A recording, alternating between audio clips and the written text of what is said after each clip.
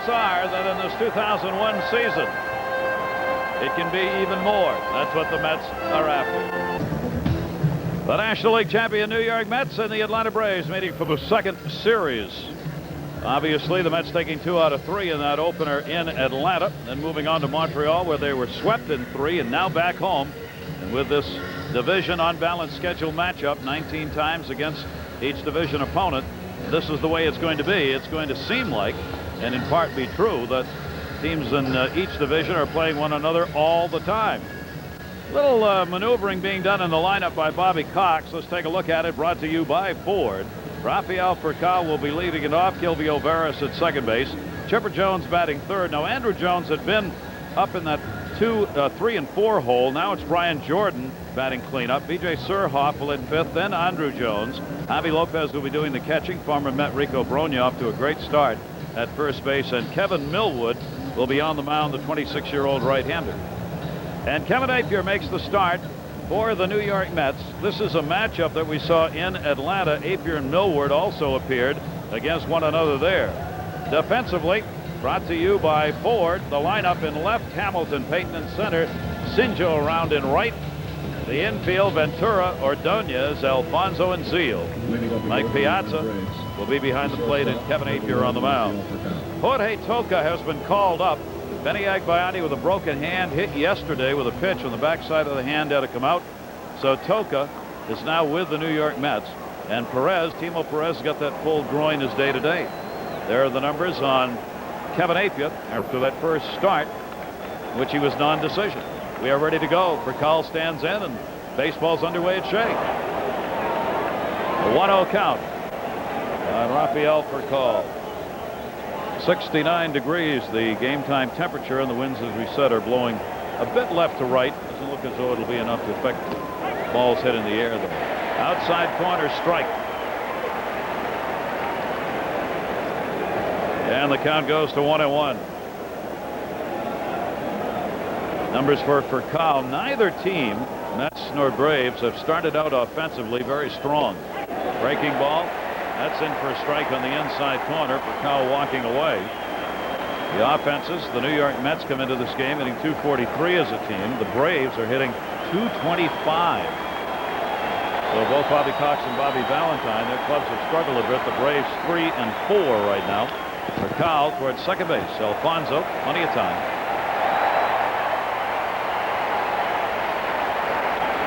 One away. Mets coming in 2 wins and 4 losses on the year. Delighted to have Ralph Kiner back here. Ralph, 39 now? 39 opening days. That's the first time I've put a flag up. You like that? I'm not bad at all. Those pullers are really very smooth. Not much effort. Good. Ralph was out there hanging the banner. Took me back to the old days when I was in World War II. Remember that war? Hiroshima? Right. A little different. I thought I recognized you in that statue in Washington. Here's the 0-1 delivery. Kilvio Veras takes it outside from Appier. You look good? Feeling good? Everything's fine. Good. And the start of another great season. The ball club off to a kind of a shaky start. But back in 1962, they lost their first 9 games. It's a long season, isn't it? Yes. 1963, they lost their first 8 games, and then 1964, they lost their first 7. They got better every year. A 1-ball, 2-strike count on Kilvio Veras. Veras 0 for 2, lifetime off Kevin Appier. 1-2 delivery. Appier with a breaking ball.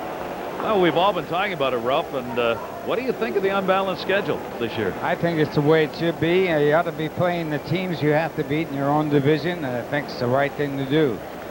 Baseball has changed so many times, back and forth, and I think this schedule is what you really look for, because it means a lot to play the team you have to beat. You play them a lot of times. 19 times with the Atlanta Braves. That's a lot of games. 2-ball, 2-strike count. Kevin Appier breaking ball to second again. Alfonso.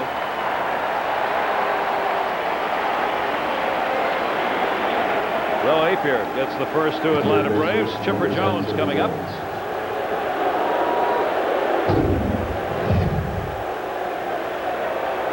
Talk about defensive positioning, a half a step. One of the most underrated ball players in the game of baseball, and the Mets fans get to watch him play superb baseball throughout the year. Chipper Jones. Only Rocker seems to ignite more negative reaction from the crowd here than Chipper Jones.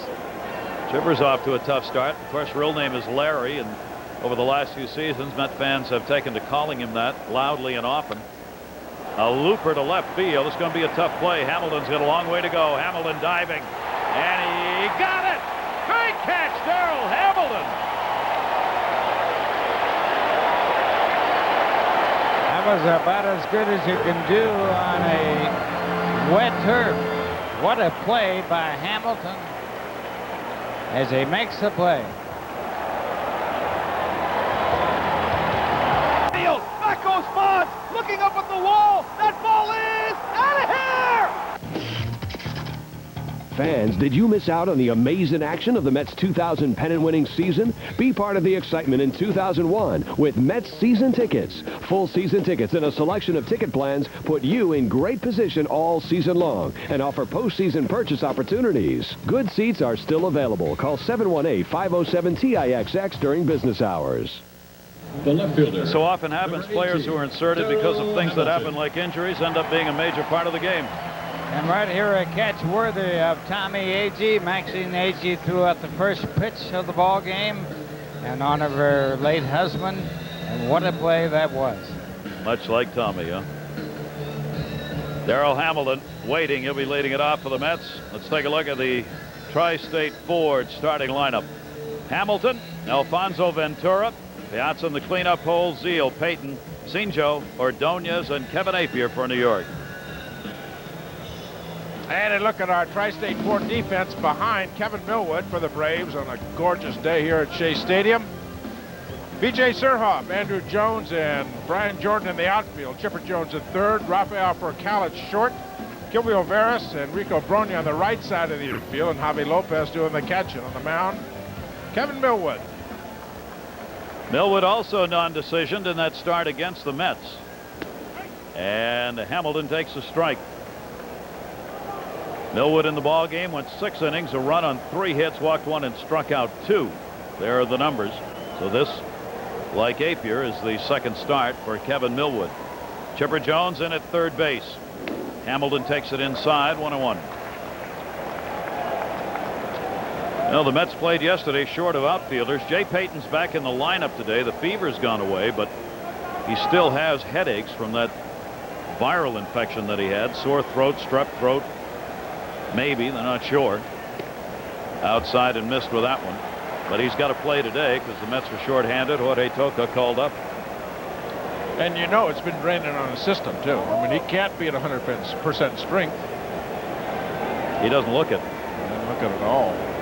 2-1 down the line, left field. Curving. Foul. Kevin Millwood on the mound today for the Atlanta Braves. There's a look at Jay Payton getting himself some sun. I don't blame him. He's been cooped up in a room for too long. Millwood, one of those guys you wonder when he's going to explode and potentially win a Cy Young Award. He's won in high double digits a couple of times back in 98, 99, but he's one of those guys that tremendous potential, and you wonder when is he going to win 22, 23 games for a ball club. McCall's got this one. Hamilton's out of there.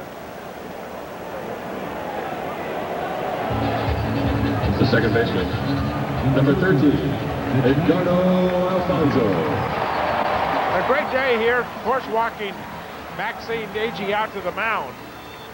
And one of the funny things that happens when you're right down next to the honored person, you ask her, how far out there do you want to go? She says, well, I'll go out to the mound.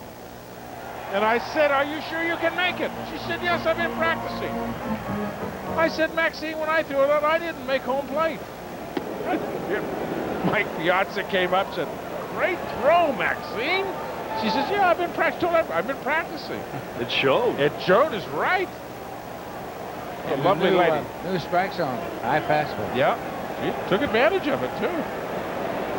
0-1 count, Edgardo Alfonso. Fonzie's trying to get things going here. It's been a tough start.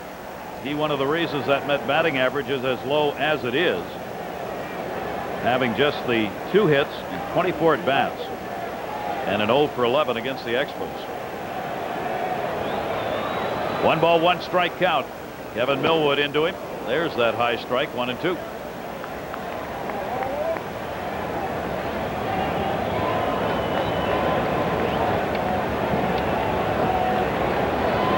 Three-game series here against the Atlanta Braves. Tomorrow's going to be a day off, and the Mets can use it. Been a long road trip with rain delays and travel snafus. Pitch is taken up high. A 2 ball, 2 strike count. Went by Edgardo's locker yesterday up in Montreal, and they were asking him how you doing. He said, "I'm just trying to hit the ball." When you're trying to hit that ball to right field, we talked about it on the air yesterday, Gary, about everything going to right. And he said, "No, I'm just trying to put the ball in play." And as it would be when he hits the ball hard, it's right at somebody. Somebody makes a good play. When you're going good, those fall in. When you're going badly, those atom balls. One thing as a hitter, Tom, is that you hope to get out to a good start at the start of the season. You don't want to start out with a long slump and then have to build for the rest of the year, get it back into reasonable territory. And one thing you really want to do is get off to a decent start. Right field, Brian Jordan. And there are 2 down. There's another ball the other way, Tom, what we were talking about. Well, the thing, I tell you one thing that bothers me about that, when you think about Alfonso, he's an outstanding hitter. He's ahead in the count. So he's at the advantage. He's got a 3-1 count going for him. And all of a sudden, boom, he's late on the ball. He's late on that ball. In a bad swing. He didn't have a good swing. No, he didn't have a good swing when he should have been having a good swing. Well, what you do there at 3-1, you just sit on a fastball, and if you get something else, you take the pitch. Yeah, I agree. And he's not having good swings when he's ahead in the count. Robin Ventura takes the pitch from Millwood down low for a ball. Great to have you with us here. WB11 opening day. And the New York Mets and Atlanta Braves here at Shea under some glorious sunshine. 2 down and nobody on in the first. Ventura takes the breaking ball from Millwood for a strike. Rocky Rowe working the plate. Jim Reynolds, John Shulock, and Mike Everett are the umpires. There's Rocky Rowe. A lot of these names still somewhat unfamiliar to some fans because now you have the mixing of what used to be the American and National League umpiring crews. Now they are commingled. 2 ball, 1 strike count on Ventura.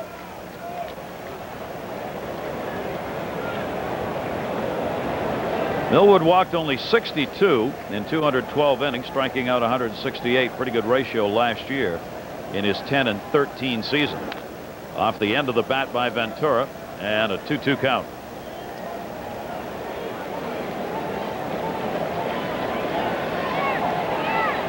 They're counting on him to have a big season. Tommy Glavine has lost a start. Greg Maddux did pick up a win in his with a 5-inning 3-hit no-run affair.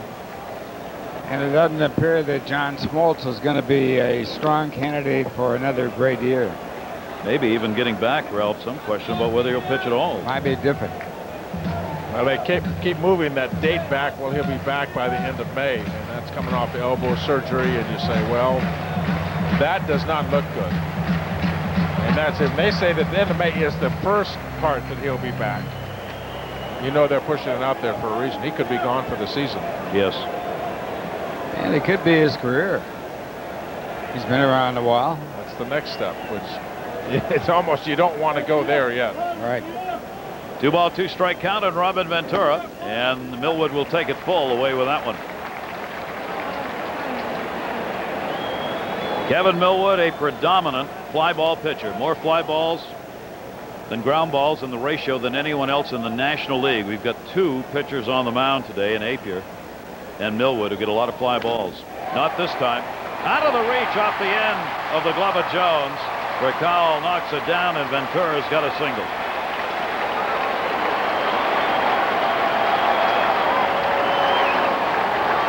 Boy, it looked like when that ball was hit that Chipper Jones read it as a base hit. Almost as if, well, it's going to be this. I don't think he got a good jump on that ball, just off the end of his glove. And the ball actually, it fooled me. I thought Robin hit the ball harder than he actually hit it. He didn't hit the ball well, no. Yeah, and I think Jones read it the same way. Same way, yes. Well, now they get Piazza to the plate with a base runner on. 2 down. As he generally does, he takes the first pitch, and that one's in there for a strike. Mike also struggling here early on at the plate. Even though he's had a couple of home runs, he has picked up only 6 hits. Does have 5 RBIs. He and Robin Ventura each have 5. High fastball even after that time, and 0-2. He is 3 for 25 lifetime off Millwood. 0-2 count, 2 down. Ventura being held at first base by Brogna, but he's not going anywhere.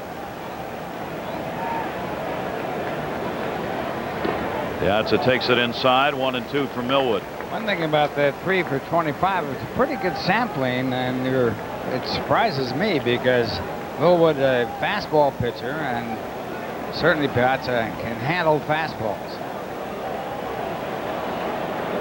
So out of that, I would say he's due to hit Millwood. Millwood, a basic fastball, slider, curveball pitcher. Piazza waiting here, timeout taken, and Bobby Valentine's come out to talk with the home plate umpire Rocky Roll. The third base umpire Mike Everett and John Shulock, the crew chief, are talking. And I'm not sure about what.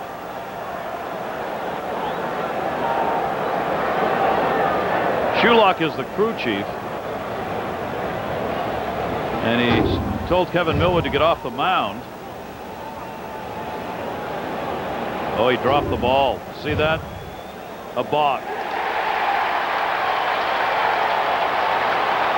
He was in contact with the pitching rubber and dropped the ball, which would then make it a balk. If he were off the rubber, it would not be a balk. He was in contact with the rubber and dropped the ball. You ever done that, Tim? Nope. That was cute. I don't think I've ever seen it. Then he see how quickly he stepped off, just try and hide it. Whoops. Oops, dropped the ball. So even that's one of the quirky rules. You do not have to be at the set position for it to be a balk.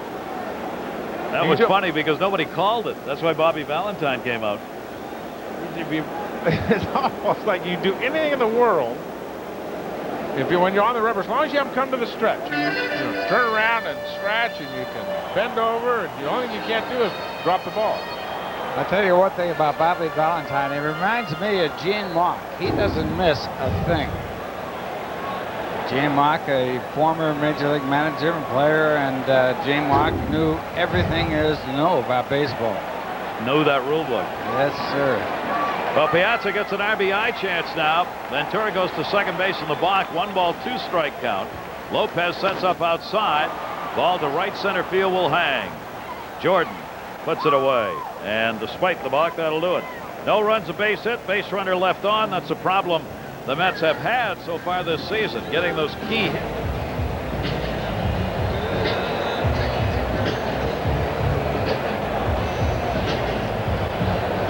We were talking about the railings in Montreal yesterday in front of the dugout. Well, the Mets now have them.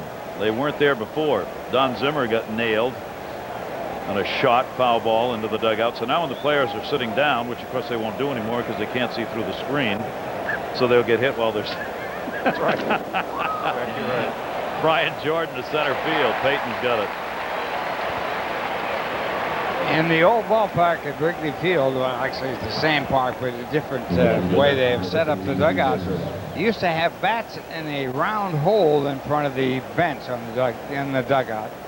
And one time, one of the players took a bunch of towels and formed them like a body and put a head on there and put a helmet on the head. And the umpire got very unhappy about it because Frank Discoli used to wear his hat down over his eyes, and it made it look as though it was Frank Discoli. He kicked the guy out of the game. Just for that? Without saying a word. Never said a word. Just made it a little nice.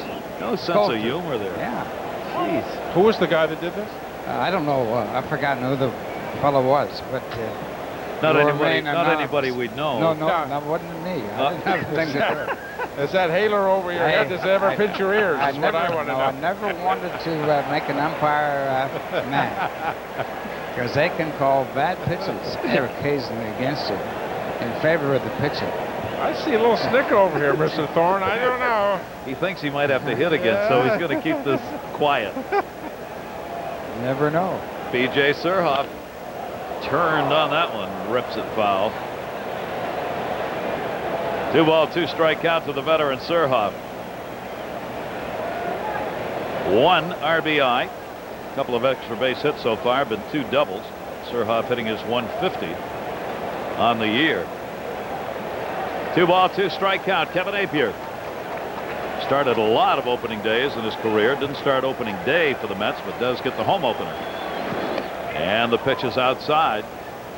3 ball, 2 strike count on Surhoff with Andrew Jones waiting on deck. There is the Atlanta center fielder. We've talked about Appier's style, that motion, before, but every time I watch him pitch, Tom, it just amazes me. 3-2 delivery. Surhoff to right field. Not much of a breeze, but it's deep. Shinjo back up. Goodbye home run. B.J. Surhoff with a wall scraper, but on the right side for him. His first home run of the year and his second RBI, and the Atlanta Braves have a 1-0 lead. We've talked about it many times, Gary, that when you run the count to 3-2, the hitter is in the driver's seat. And that's exactly what happened here. Appier missed with his 2-2 pitch count, goes to 3-2. And the hitter sitting on the fastball. What does he get? Look at it.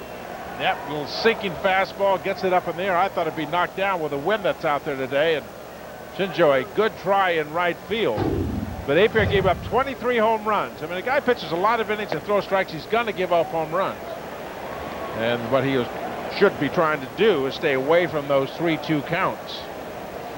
Yeah, the 2-2 count is a very important count for a pitcher. 0-1 delivery, breaking ball outside. Appier gave up the 23, 13 of them to left-handers last year. It's the first home run off Kevin Appier this year. And Surhoff has the Braves' first hit, and it's on the board. Andrew Jones, 1-1 delivery to him. He went 0 for 2 against Appier in the Atlanta game. Missed inside with that 2 ball, 1 strike count. Surhoff has had the hotter bat. That's why Bobby Cox moved Surhoff up a bit in that lineup. Andrew Jones has been dipped down. Strike on the outside corner. Hitting just 207. He's had 1 home run. There's Surhoff pushing that average up. Second career home run that he's had off Appier. It's another reason why Bobby Cox moved him up. Appier has faced Surhoff a lot in the American League. That one bounced away, and the count goes full, 3-2.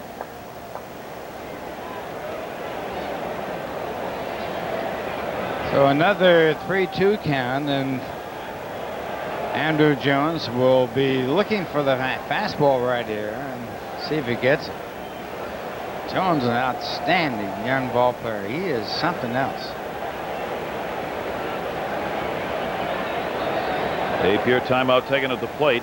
Kevin Appier gave up more walks than any other American League pitcher last year. That one is going to be a base hit. We talked yesterday, Ralph, about Felipe Alou was saying the difference between the great hitters and just good hitters. Maybe in 2 pitches per at-bat, Felipe said, you're going to get a pitch you have a chance to hit. The good hitters don't miss it. That's what Jones does every time. No question about the fact that you get very few good pitches to hit for base hits or hit hard, especially if you get a reputation. And you better hit it when you do get it. There's no question about that. Felipe Alou is an outstanding batter himself. He and Cepeda, Mays, pretty good outfit. Not bad, huh? McCovey, how about that front line? Yeah. And Jim Ray Hart, throw him in. Oh, Lopez yeah. down to third. Robin Ventura, Edgardo Alfonso. Double play.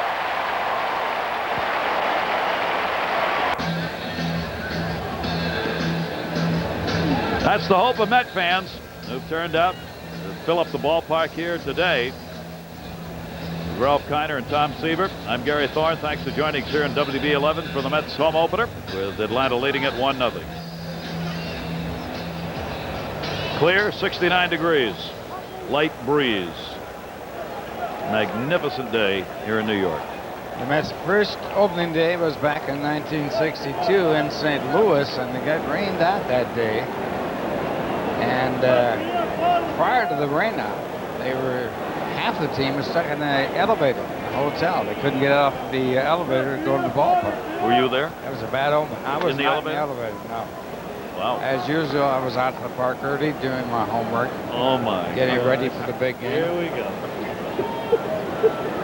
He starts early, doesn't he, Tom? Huh? Finishes late, too, by the way. Oh, man.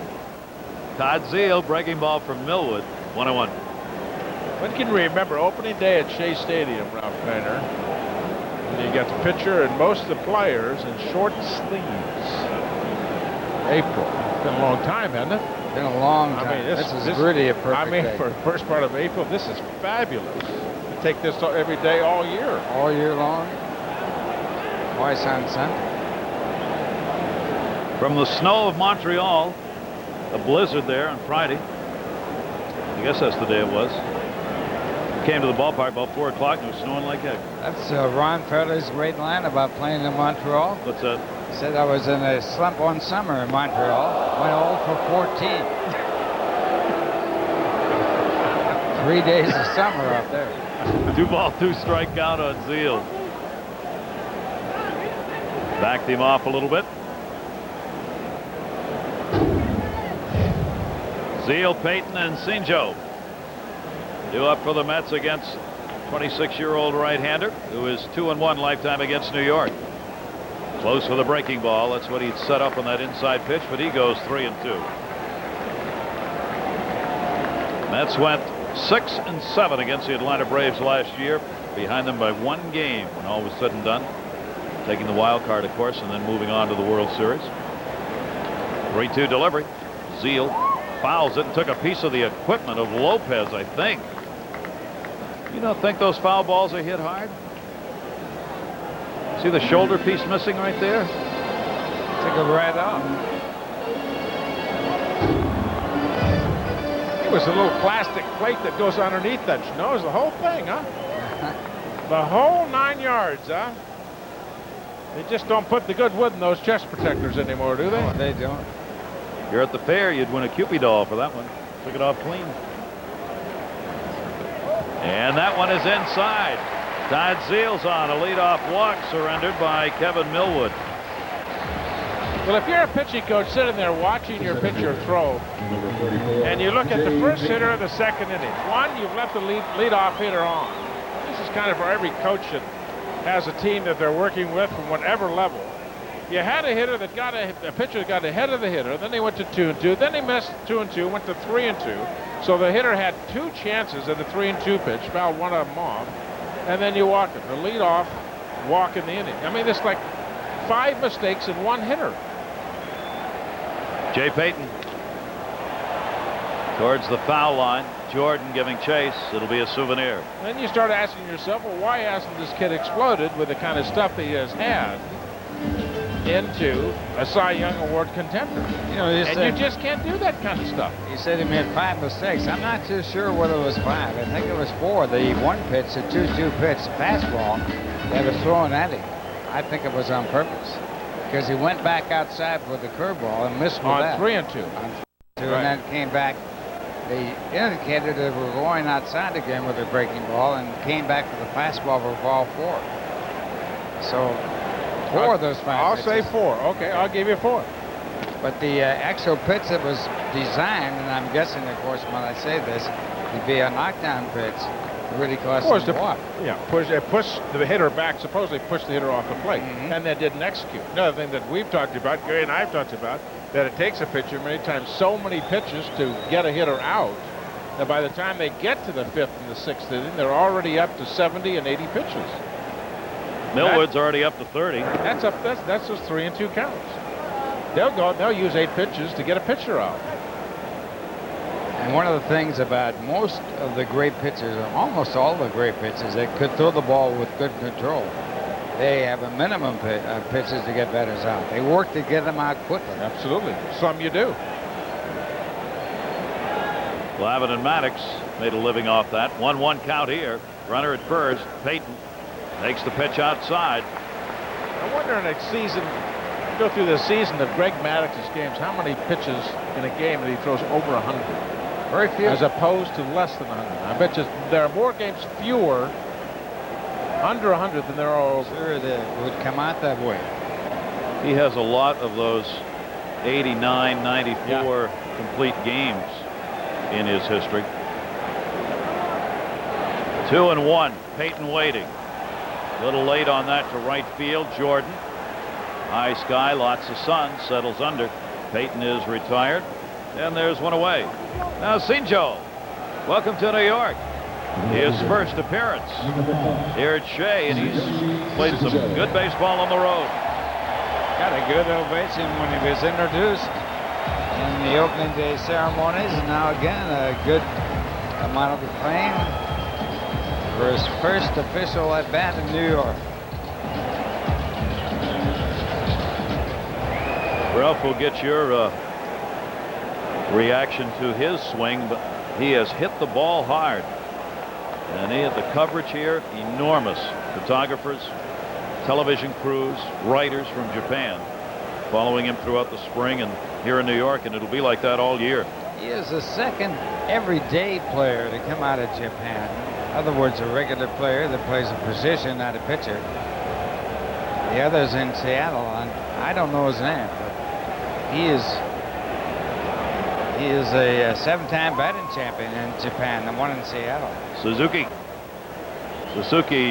came with a little more fame preceding him than did Shinjo. He may have hurt his wrist a little bit on that. He tried to hold up, see him shaking that left wrist. That pitch was way up, and he brought the bat back. That's tough to do. 1 strikeout. Picked up an RBI, 1 double, and hitting .400. Outside by Millwood. This was the introduction before the game, and a great reaction by the crowd. Tsuyoshi Shinjo.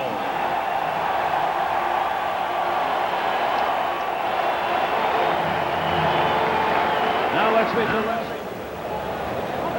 One thing you can note, he chokes up in the bat a little bit. Has a very orthodox stance. High strike. He does check out his front shoulder, his left shoulder. And I would guess that's because he wants to make sure it stays in and doesn't fly open.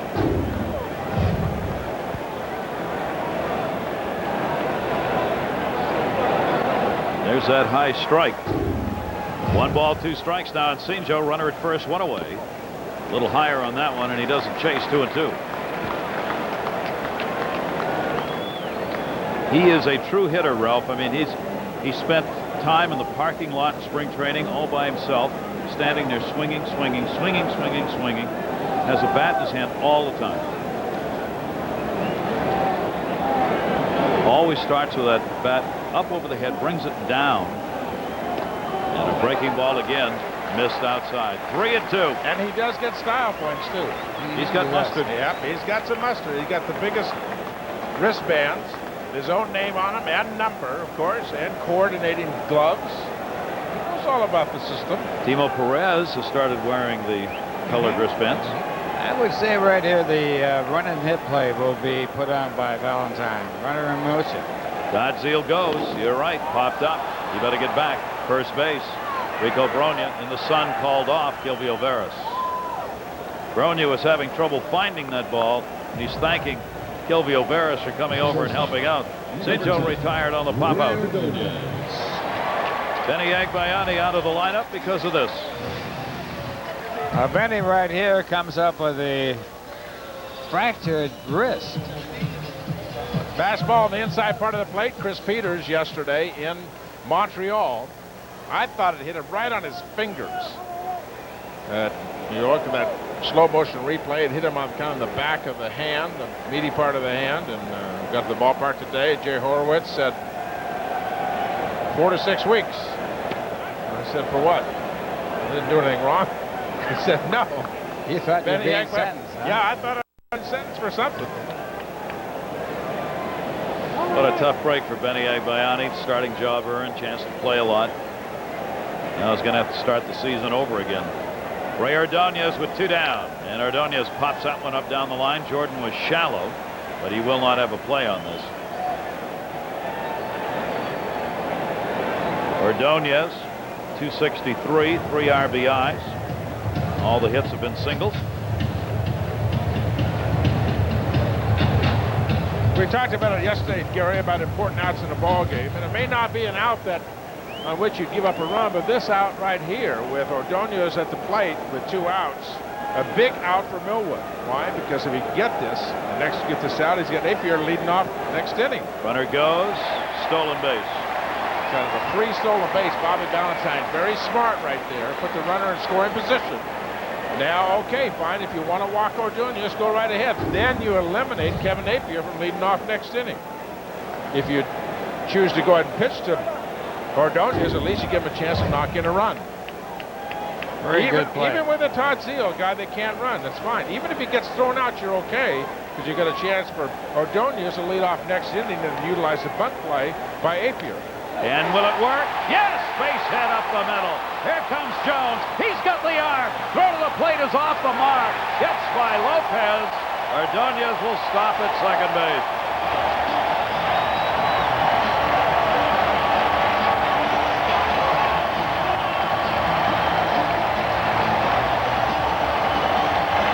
Well, you can chalk that one up for Bobby Valentine to set up the runner in scoring position. Little breaking ball hits the center field, and Andrew Jones makes a horrible throw here. He's got the runner by 40 feet, and it's way offline.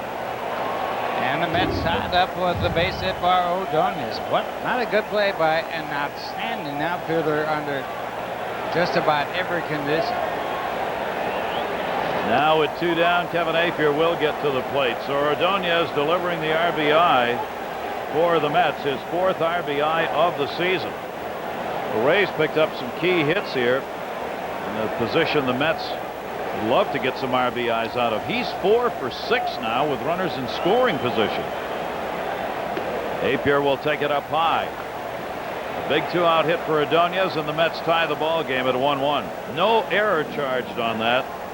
So it's an RBI single, Ordonez, and he goes to second on the throw from Andrew Jones. That's surprising because he's got an arm out there, and as Ralph said, he missed it. Appier, a slow roller, Chipper Jones. And that will retire the side. But the Mets get the big hit there. A run, a hit. It was the walk to Zeal and his stolen base that helped set it up. 1 base runner left on at second. 1-1. The New York Mets took advantage of it with Ray Ordonez delivering the hit. That's a big 2-out hit against the Atlanta Braves. Put it right where they weren't. Breaking ball, it was headed away from him. Not much of a swing there, but he got the bat of the ball. That's one thing you got to do in baseball is put the ball in play. Look for Zeal. He's out by 40 feet if the throw's on line, but it's way offline. And the Mets got a break there from a fielder in center field who doesn't make many mistakes. Chipper Jones noted for that solid arm, but that was just one of those off-balance throws. It wasn't even close. So Ordonez with the RBI. Mets have tied it. It'll be Rico Brogna, then Millwood on the top of the order for Cal coming up for the Atlanta Braves. Brogna has been their hottest hitter so far this season, 450. Rico, however, has just 1 RBI of the 9 hits he's picked up. 2 of them have been doubles and the rest singles. He's hit in all 6 games that he has played in. And Brogna, first ball hitting there, pops it up. Everybody's shading their eyes. Ventura. 1 pitch and 1 out. One thing, Gary, I think that the Atlanta Braves are really going to miss a player similar to Brogna at first base. Rico's not a bad hitter. He played for the Mets and did well. Hit with some power. But when you bat at first baseman 8th in your batting order, there's something suspect about that team. Rico knows that. He's already had to field questions about RBI production, and he said, look, I'm not Galarraga. If I start swinging that way hard, I'm not going to be a good hitter at all. So that's what they've got at this point. Now that they've got another first baseman, the youngster, who they'll break in as they move along, Wes Walls, but he's in his first season here. And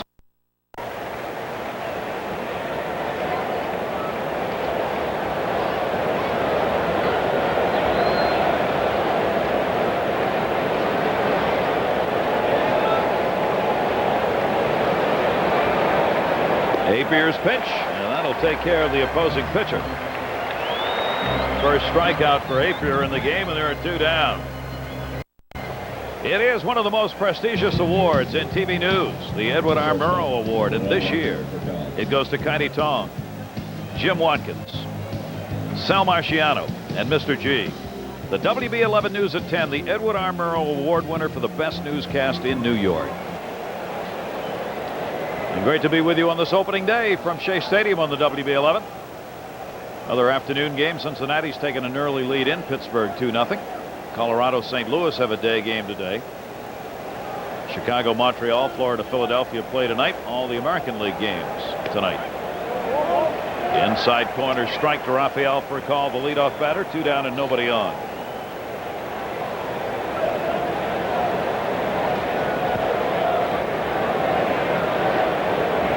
See what his second year looks like after that tremendous rookie season last year for the shortstop.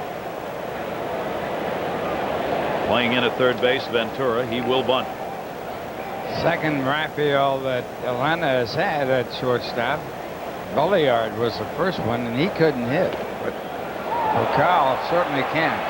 Piazza makes the play. Good inning for Kevin Appier. City night games, of course. Tampa Bay struggling. Toronto's not. They're 5-2. Off to a great start. Cleveland, and there's Detroit and Minnesota. Those are all night games tonight. Cleveland, Chicago. 2 teams who are going to see a lot of each other. Cleveland's 3-2. Chicago's won just 1 game. They're 1-4, the White Sox.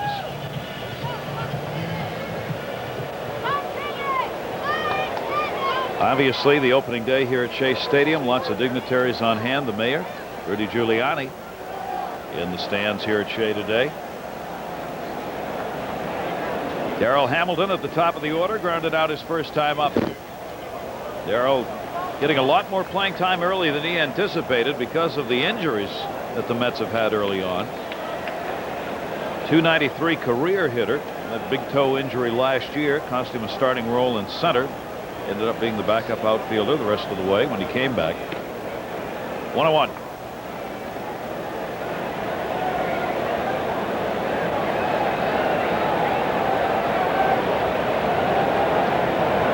Millwood has walked 1 and struck out none. Hamilton off that breaking ball, 1-2.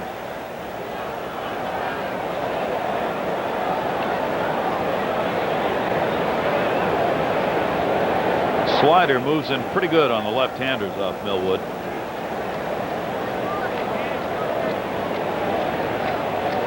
He's got the kind of stuff, as Tom pointed out, that could be explosive. But he certainly has worked full counts in this ball game. Another off-speed pitch that time. That was pitch number 15. He's starting out here in the 3rd inning. Number 13. So you can look for him to be gone early. Outstanding breaking ball, off-speed pitch, and Hamilton way out in front of it. Curveball top to bottom. That's 12-6. That's the kind that Ralph likes. Didn't like to hit against. That's an old-time curveball right there, Ralph. You Look at this that one. pitch at 3-2. You're going to get me every time. You're going to get most hitters any count you throw that. That was perfect location, down and away, just about knee-high in the corner. That'll get most anybody out. Edgardo Alfonso to left field. B.J. Surhoff. Well, his first time up, he didn't have a good swing at all. This time he has a good swing and just missed. Just missed it. Hitting the ball hard and possibly out of the ballpark. That's the kind of swing he's been looking for. And looking to right field, it seems like on almost every pitch. And this time said, heck with it, I'm going for it. And just hit the bottom half of the ball. But, I mean, Ralph's point is very good. And a pitcher will pay attention to that. You may get a hitter out. He may get himself out by hitting the bottom half of the ball. But he had a good swing on that pitch. If he gets that ball later in this ball game, he can hit it hard someplace. Probably won't see a fastball next time up, first time around there. Not kind of a middle, you know, just about middle thigh, about 2/3 of the way out over the plate. Probably not. Robin Ventura, 2 down quickly here by Millwood in the 3rd inning. Ventura singled in the 1st inning, was stranded after he moved to second on a balk. Robin and Mike Piazza have the team lead early in RBIs. They have each picked up 5. And Millwood really mixing up the pitches here, ahead on the count, 2 strikes. And also starting to throw strikes, too. The 0-2, that one's a little bit down low. One of the things that people are talking about Kevin Millwood, too, Gary, is that his demeanor and his approach and his, I guess, his pace on the mound is probably the best way to put it. He doesn't like to rush. He just is kind of lethargic, or seemingly looks like he's lethargic about the way that he goes about his business. You watch a Greg Maddux pitch, he gets the ball, you watch, I mean, the perfect example is a Glendon Rush for Met fans. I mean, he gets the ball and boom, and he's on the rubber, he's ready to go. He keeps his infielders in the game, outfielders in the game, and tells the hitters, I'm throwing strikes, you're going to have to swing the bat to beat me. Millwood is kind of the other end of the spectrum. It's kind of a nonchalant body positioning all the time. Another 3-2 count, though. Piling up the pitches, 3-2 with 2 down. He got the first 2 out. The count on the fly ball. Ventura 4 for 14 off him in his career. Gets a heater to second. Gilby O'Veris stands there and hauls her in. Let's take a look at our Dodge trivia question today. Who drove in the final run ever at Ebbets Field and hit the first home run in Mets history? I got the answer. I to bet that you Ralph one. knows that one. Ralph knows that. Yeah. Saw it. I disqualify myself. We also have this trivia question. Who is Queen of the World? What are you laughing at, Nancy Seaver? Hey, how are you? There's the warden right there. There's the warden. There That's right. she is. She got that answer right, didn't she? Wonder how it feels to be the queen of a legend. Oh, The boss. This is the daggers That's the are boss. deep tonight. Right there. And we know that, and Nancy, he knows that. Gilby O'Veris grounded out his first time up. Kevin Appier gets that one in for a strike. No walks, 1 strikeout. As the generation goes, and this is not member of the family. That's a friend of mine from Seattle. And as how it goes, he has a son who plays baseball at Santa Clara University. So it's all in the same family, if part of the baseball family. But Ralph, I'm a little worried. Seaver was telling me last night that man, his friend's son, came to Seaver for help on hitting. What are you laughing? Wait a minute, Kiner. Wait a minute here. That's bad. Wait a minute. I mean, Wait a jeez. minute. You don't have. You didn't let him put a period at the end of the sentence before you started to laugh. Well, that kid's got no chance. You know what I did? Now wait a minute. Let me finish this story. You know what I did? I went to the library at my house and I pulled out a book and I showed him a picture of Henry Aaron, Roberto Clemente, and Willie Mays. Got a chance. He's got a chance now, doesn't he? That's all you do. I said, and I left the room. I said, you look at these books, you look at these pictures, and there's a story in here that you've got to look at, young Dave Manley. Pretty good group of guys. They all kept their hands back, didn't they? They didn't bring those hands forward with them like this, did they? You didn't take a bat in your hand, though, right? No, I did not. Okay. No. He is a good friend, then. He is a good friend. His father's about ready to take a bat to me, you know. 2-ball, 2-strike count, get in line. Gilby O'Veris, that misses inside, and a 3-ball, 2-strike count. As well as another well-known New York announcer who does hockey periodically. Yeah, Veris, Chipper Jones, and Jordan.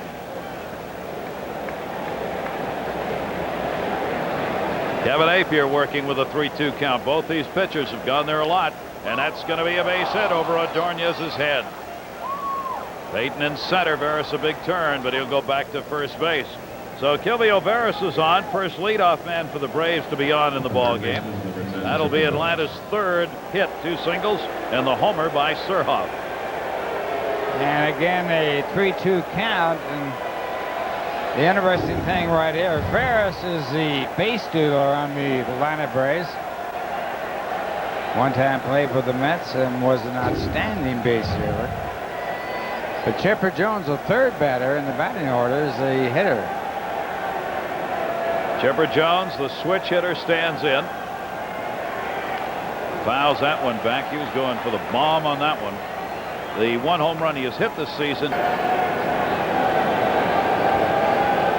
Kilvio Veras with speed. Just his second hit in 28 at bats. Will be held by Zeal.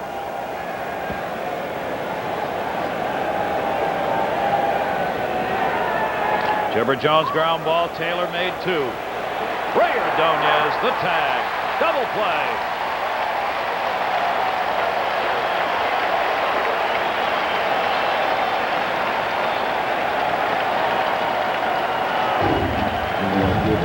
The player's favorite friend right here, the double play, and that's like infield practice right there. Hit to the second baseman's right.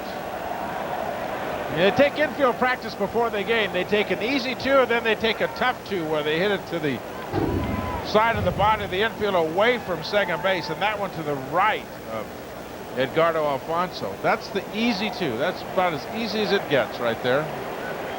Seen a couple of double plays today.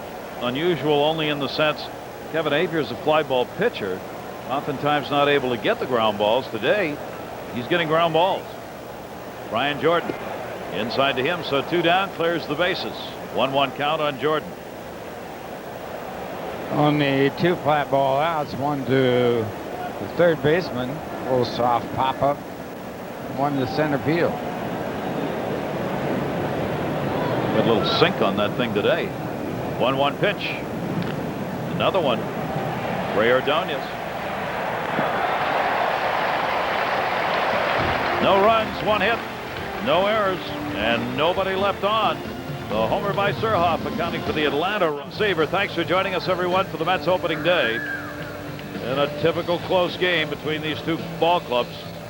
Braves and Mets tied at 1 apiece. For this crowd bathed in sunshine here today. The Greg Maddux and Rick Reed. 7:10 first pitch tomorrow night. Piazza fouls it back. Oh, Wednesday night, I'm sorry. Tomorrow's a day off. So Wednesday night, second game of the series. And then on Thursday, John Burke and Glendon Rush.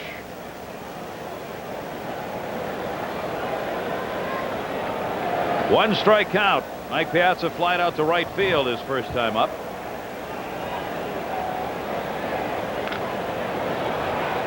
And a 2-strike count on a tapper. You can tell by Mike's body language he's not real happy. Both times that he's walked out of the batter's backs, kind of sluggish, shaking his head, can't figure it out. He chased that first pitch, was up above the top of the strike zone. And he's one of the few hitters that can take that ball and turn it around so strong and such a fast bat that he can get on top of the ball. And I think he's getting his pitches to hit and he's missing them.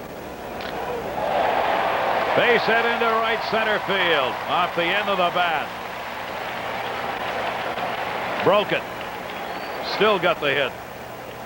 I don't think he's very happy. He'll take it. You know, when you're not swinging the bat well, you'll take it. But look at the elevation of this ball as opposed to being up by the shoulders. That one's down by the knees where he can get at it right off the end of the bat, as Gary said. May have broken his bat. But a no-ball 2-strike pitch. And a strong man hit it, gets a base hit, a leadoff single for the Mets in the 4th. Pretty good pitch right there, and you hear about pitchers making bad pitches and giving it base hits, but that was a good pitch. But Piazza is so strong that he can hit the ball off the end of the bat and still get it in play. Mets have their 3rd hit, each team with 3 hits in the game now, and Todd Zeal, who walked, stole a base in the 2nd inning. He had only 3 stolen bases all last year, and then picks up 1 here, and it results in a run on the RBI single by Ordonez that followed. Now Piazza on at first base. There he goes, fouled off. So Bobby Valentine putting people in motion. Zeal trying to go to right. And the job for the batter is to definitely fit the bat on the ball. And this pitch is inside, but he has to protect the runner. This pitch way inside. He does his job of fouling the ball off. Good team play right there.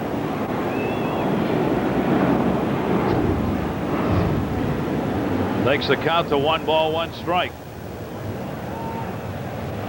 See whether or not it's on again. Piazza back. Interesting thing right there. You don't really look for a hit and run play with Piazza on base and Zeal at the plate. And Piazza got the sign, so usually the situation would say he wouldn't notice the sign. Going again. Well, 2 days ago, they got shut out in Montreal. They left 1,000 men on base yesterday in Montreal. They haven't been they just haven't been scoring. And I think Bobby Valentine, one of the men that he has on the team, is Todd Zeal. He and Edgardo Alfonso, the 2 best. And a lot of times managers will say, hey, let's try and manufacture. You got a contact guy. Zeal very good at going to the right side. Mike Piazza is certainly not a threat to steal a base, but what you're doing as a manager, trying to force your team to manufacture a run. Big hole on the right side, as you see. 1-2, pulls that. Surhoff. Hard hit ball, but an atom. And Surhoff puts it away. Zeal's retired. Piazza back to first base. Let's take a look at our Toyota line score. 1-3-0 both ways. We're in the bottom half of the 4th inning. And the 1 run was manufactured by Bobby Valentine as he had Todd Zeal, another slow man on base, and had him running the pitch. And he got down to second with a stolen base. Following base hit by Ordonez with 2 out to score the tying run. Jay Payton towards the gap. Andrew Jones will get there. Payton retired. Millwood living up to his fly ball history, and there are 2 away. Makes it look easy in center field, doesn't he? Looks like Willie Mays going into Just kind of ball. glides across that outfield grass. You say, well, that ball's got a chance. And all of a sudden, right in the right position. First step, very quick off the crack of the bat, right in the right spot.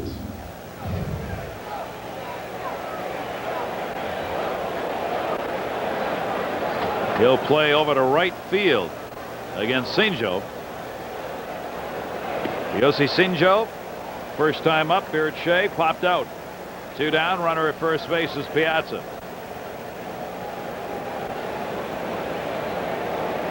Big hole if he pulls to left center. So the scouting reports, obviously now the book's starting to be written, and they're playing way over to right. And he drives it to dead center, way back.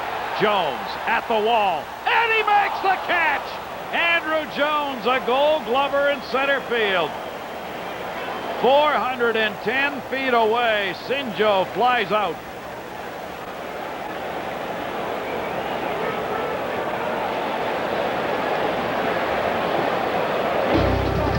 And Millwood with a prayer of thanksgiving. It's still 1-1. Back, everybody. Our Dodge trivia question: who drove in the final run at Ebbets and hit the first home run in Mets history? Come on, How Ralph. about the guy that played near the bag at first base? The neighborhood play.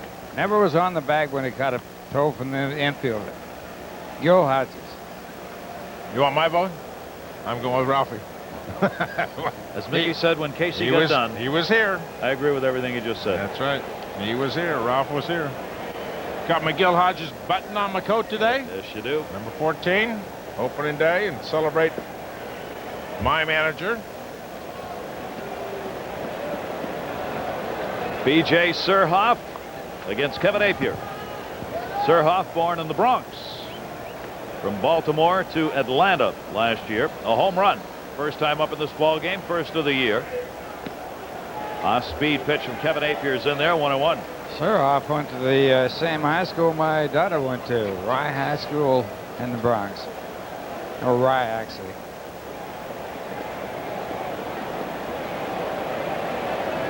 1-1 delivery to him, jammed him.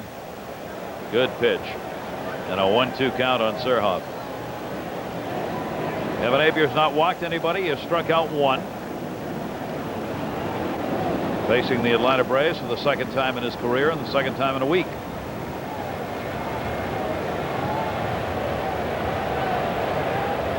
Outfield playing Surhoff to pull 1-2. Second base. And Edgardo Alfonso tracks it down. 1 away.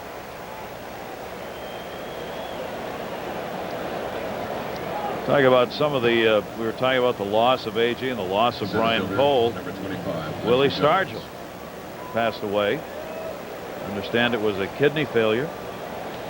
Willie certainly hasn't been well over the past several years, and did not make it to the President's luncheon at the White House because of his illness, and of course that's the reason why. Oh, another loss of a very big name in baseball. One of the things about Stargell I never could figure out about the Pirates at the time he broke into the major leagues, he did not play against left-hand pitching.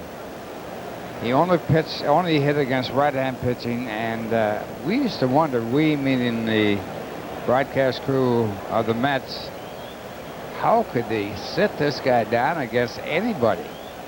He had such awesome power.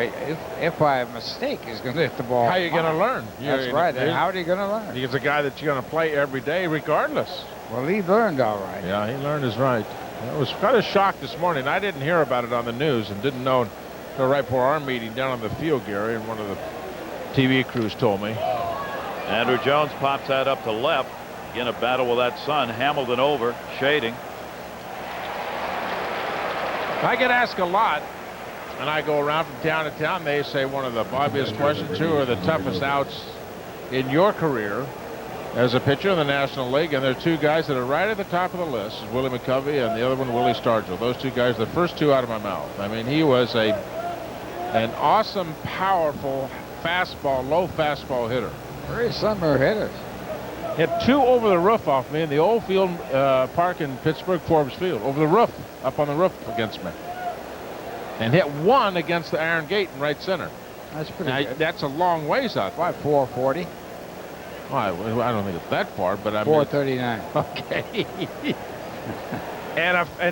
and one of the guys that all you have to do is say his nickname and you know what you're talking about, they said, did you hear about Pops?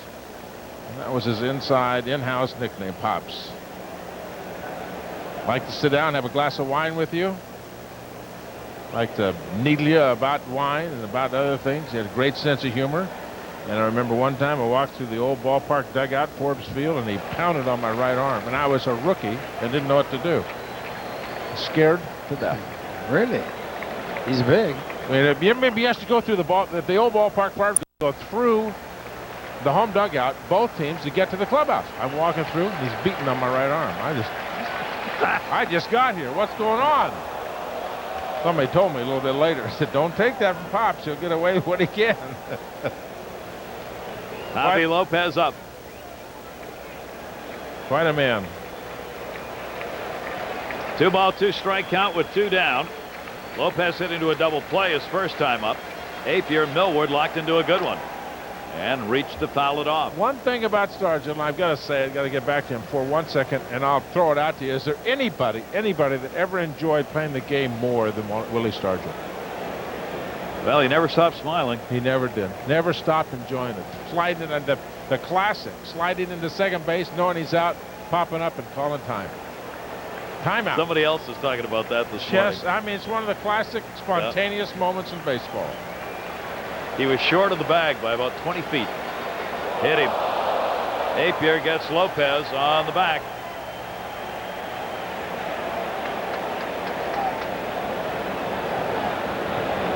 First baseman. Oh, right here, Appier certainly doesn't want to hit the batter in this spot. 2 men out, nobody on base. Tie ball game, a 1-1. So the fastball gets inside and now has to pitch to. Hit 9 batters last year. with Oakland when he was 15 and 11. Keeps the inning going. Rico Brogna, runner at first base and 2 down. Brogna takes the high heat. Piazza came up as though he expected Javy Lopez to be running. You know, you talked earlier, Gary, about the herky-jerky delivery of Kevin Appier, and he got to spring training this year, and he went to Charlie Up, the pitching coach, and he said, "Charlie, you're not going to change me, are you?" And Charlie said, "No, not at all. I like herky-jerky. There's a lot of deception in all that movement. Hitter has a tough time finding the ball, and you've got an elbow going here and a glove going here and a knee going there, and it's difficult for the hitter to pick up the ball." He said, "We're not going to change you one iota." One of the things that he does very well, when he gets to his release point, he's usually very good. Everything's in the right spot. It may not look like it because it's all coming at you from different directions, but when he gets to the release point, his left knee and his left leg are in the right spot. He actually has pretty good mechanics. He just has a funky way of getting there. 2-0 delivery to Brogna. Took it inside. Check at third. No, did not go around. Mike Everett, third base umpire, and a 3-0 count with the pitcher, Millwood, on deck.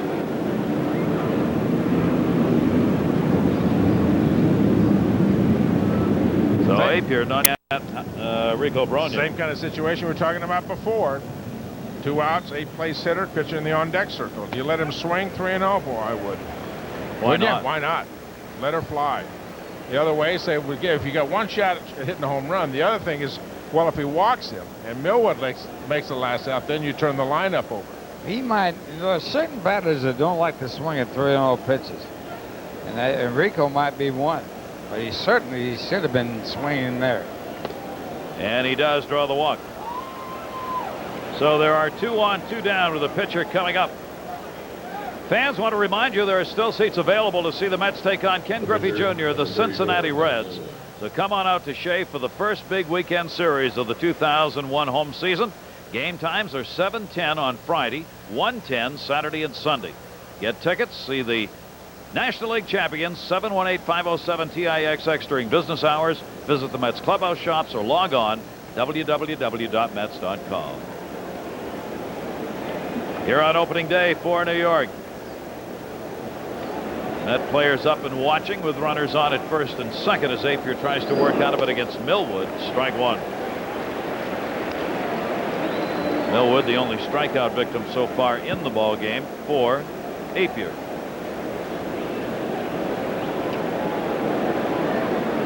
Kevin Appier is closing in on 60 pitches in the ball game.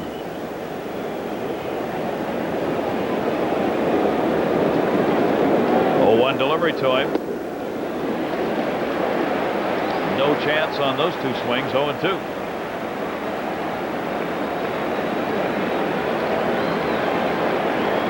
.65 pitches now thrown.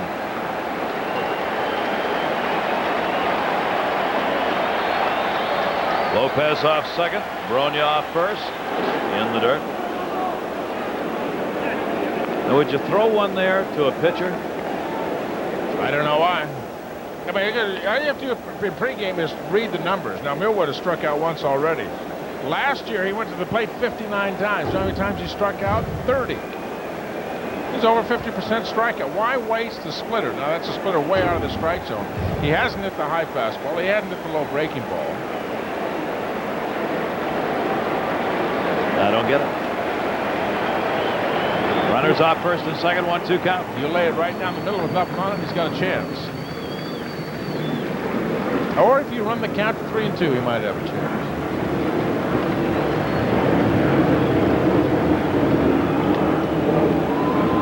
Well, he doesn't want to run the count to 3-2. It's now 2-2, and of course 3-2, he'd get a fastball to hit and could look for it. And the runners would be going with a pitch, so you don't want to go to 3-2 here.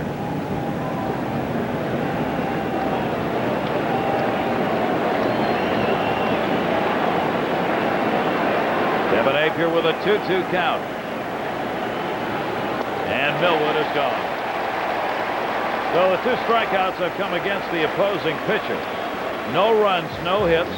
2 are left on. First inning in which the Braves have left base runners, and there were no hits in it. Hit, batter, and a walk. Back here at Shea Stadium, the National League pennant winners. The New York Mets got to raise the flag, and Ralph Kiner out at center field. Notice that smooth stroke. It was. League championship winner. Multi-talented. Multi-talented. Like a sailor, didn't he? And the New York Mets and Atlanta Braves playing a typical 1-1 ball game so far. Cannot imagine what these 19 games are going to look like, Ralph. Well, look, one thing about the games now in April, it's always said the games in April mean the same as they do in September.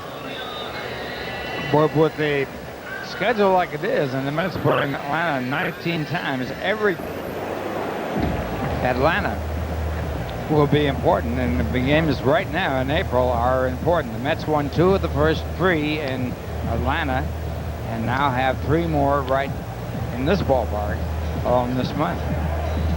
Bobby Cox is one of those who does not like the unbalanced schedule. He thinks there's too many games against the same opponent too many times. One of the reasons is he hates going to Florida and sitting there in rain delays, which they just did for 3 games. Kevin Millwood. 1 walk, 1 strikeout so far. 1-1 ball game. Each team's picked up 3 hits. Mets have Ray Ordonez, who has their RBI, leading it off. Ordonez with a single in the second after Todd Zeal had drawn a walk and stole second base. I'm not sure, hoping the productive numbers continue for Ray Ordonez. Hitting 300 now, taps that one foul, but as we said, he's had 4 hits now and 6 at-bats with runners in scoring position. That was always a weak spot for Ray. He got a hit and run yesterday on a base hit on a hit and run yesterday on a pitch that was up and out over the plate. Pitch is actually up above the top of his head on the outside part off the plate. And he hit it to the left of the Montreal second baseman on a hit and run put up by Bobby Valentine. And that's the one he loves. Nails it into the corner in that high pitch. Surhoff over to get it. Ray Ordonez goes into second base with a double.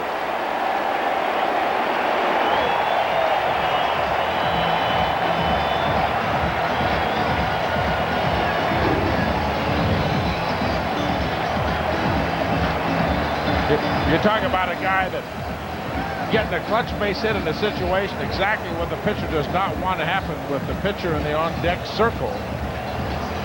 Hangs the breaking ball and allows double to the number 8 place hitter, and that's why you lose ball games. And that's by executing, as Ray Ordonez did right there. That's why you win ball games.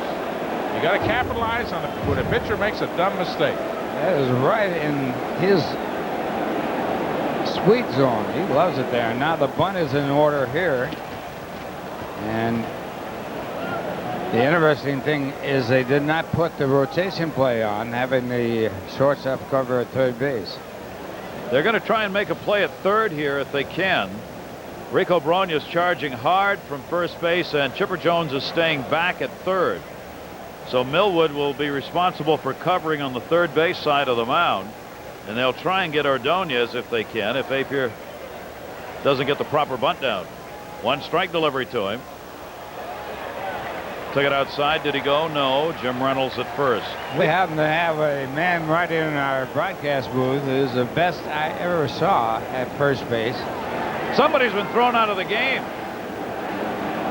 The first base umpire, Jim Reynolds, just gave the sign that he's heaved somebody. And I think it's Bobby Cox. Cox is waving, come on over here and tell me that. He gave the sign of ejection. He's been hollering out to first base umpire Jim Reynolds. Well, I'm sorry. Maybe he didn't. I thought he threw him out. He's looking at Shulock, the crew chief. He threw him out. Now he wants, Cox wants him to come over and say, all right, tell me personally. Don't wave at me. Cox has not left, and he has been thrown out.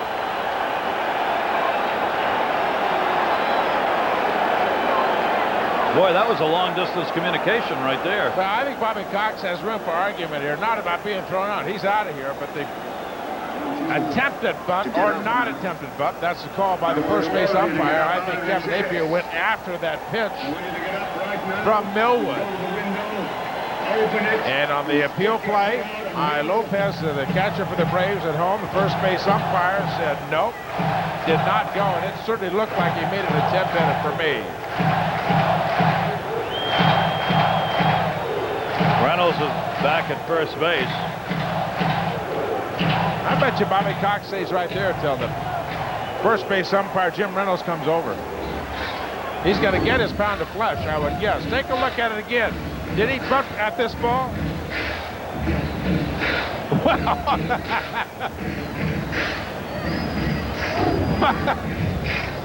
Well, to me, it's pretty obvious. And he tried. Yeah, he tried. And the appeal play, no, he said didn't go, didn't make an attempt at it. Well, theoretically, as a manager, you can't protest a strike call. You certainly can say something, but you can't come on the field and argue about a strike call. Still there. They're going to play, and he's still in the dugout. Boy, Reynolds, now did he go after that? Reynolds won't have to make a call. The plate umpire did. Reynolds got to be wondering, wait a minute, somebody going to help me here? You know I just threw a guy out, and he's standing there. You know who else? Bobby Valentine's got to do something, too. I mean, if he's been thrown out, he can't get on the bench. He hasn't turned the lineup card over yet. Yeah, Bobby's looking. So Bobby Cox thrown out of the game here in the 5th by Jim Reynolds. 1-2. Will he bunt again? Squared, takes it. 2-ball, 2-strike count on Kevin Appier.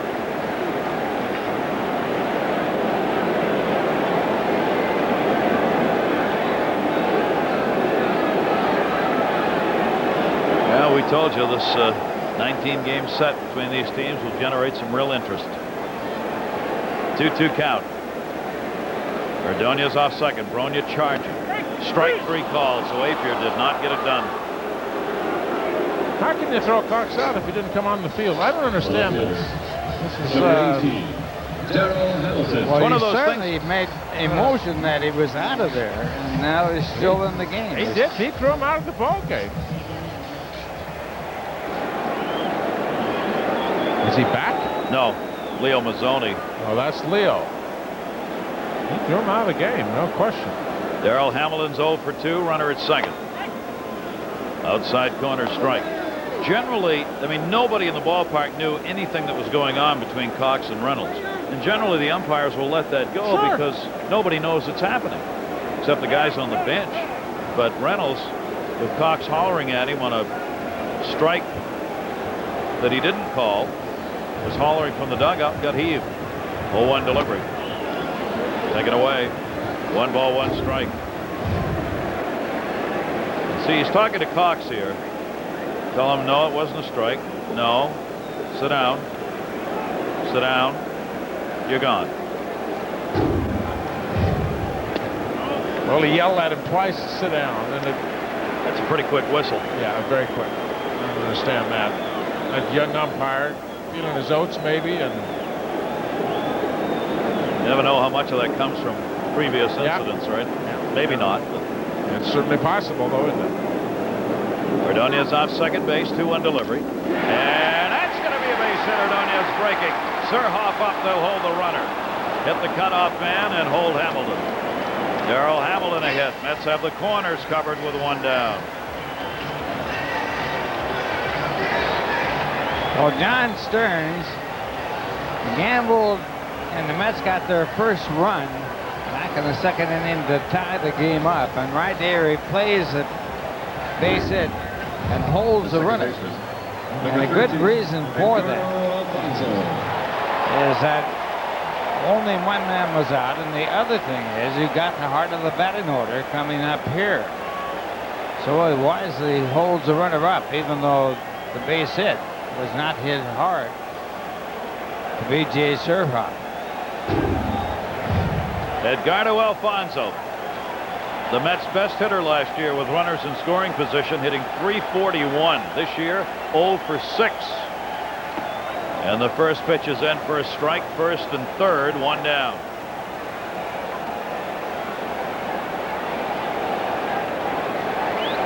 2 fly balls for Edgardo so far in the game. Mets now picked up 5 hits off Millwood.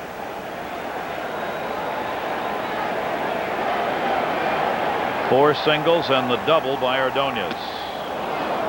0-2.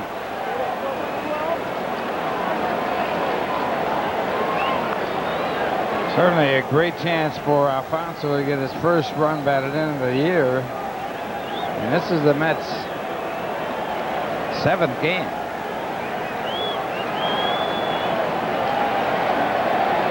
Eighteen of the outs have been in the air out of 24. For Alfonso. Fouls that one off. Millwood, good pitch inside on him, remains 2 strikes. He started out hot last year. Edgardo Alfonso hit .348 the first month of the season. His brother watching from the dugout. Will be working with the Cyclones, the new team in Brooklyn, starting in June. And his brother projecting a great year for his sibling.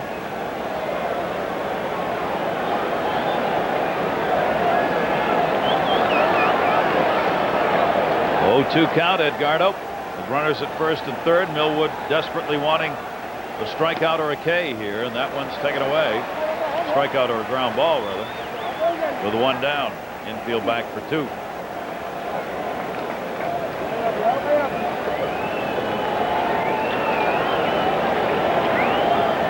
Ordonez, third base. Good speed at first, Hamilton. 1-2 delivery.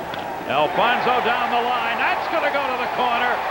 He got rid of that over. Hamilton goes to third. Throw will come to second. An RBI single. 2-1 Mets.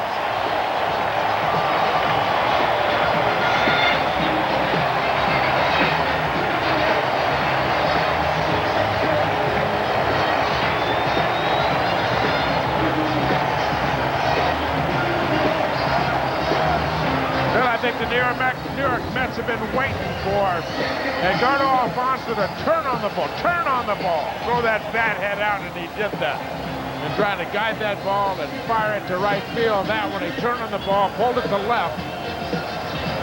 And a 2-1 lead. And the reaction by Eduardo, yeah, it's about time. That a baby.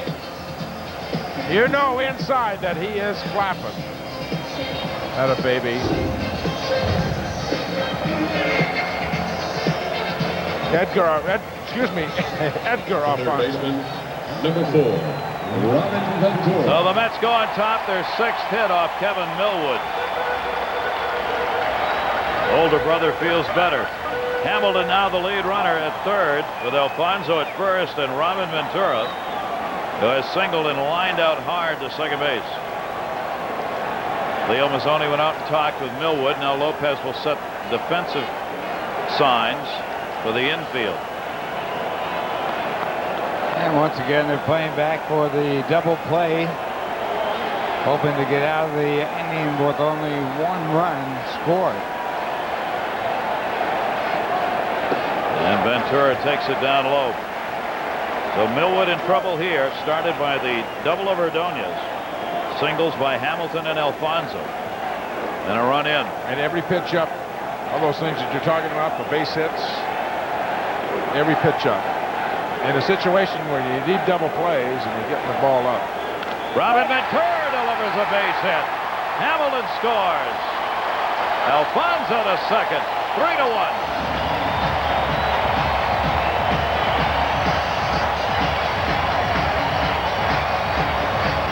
And another pitch up, Tom.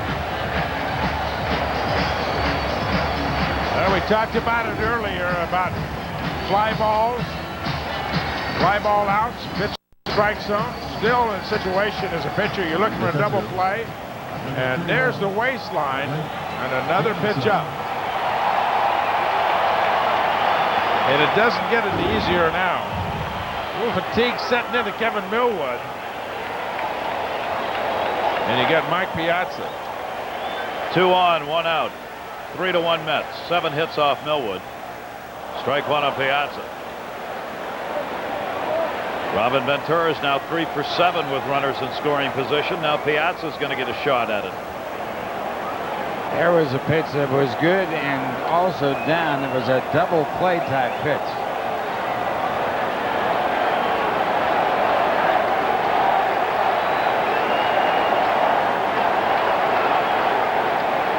Another slider way outside this time, 1-1. Action in the bullpen for the Atlanta Braves as Millwood's in trouble.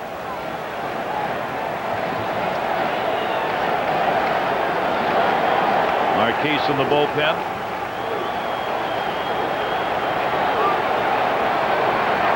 A 3-1 lead, 1-1. Boy, Piazza's been fooled on the first and third pitch of this at-bat. He's got nothing but breaking balls flowing to him in the sequence, and both on the first pitch and that pitch, he must have been looking fastball.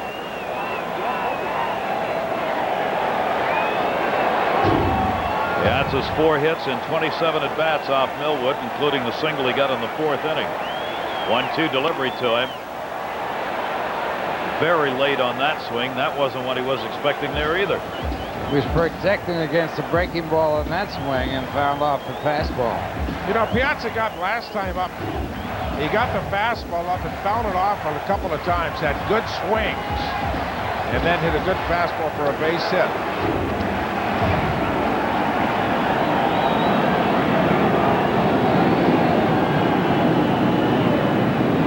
One ball, 2-strike delivery.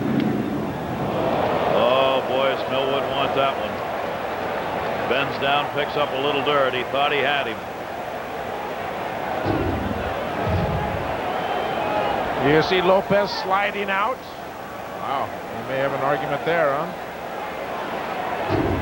Well, we'll see if the Mets catch a break here.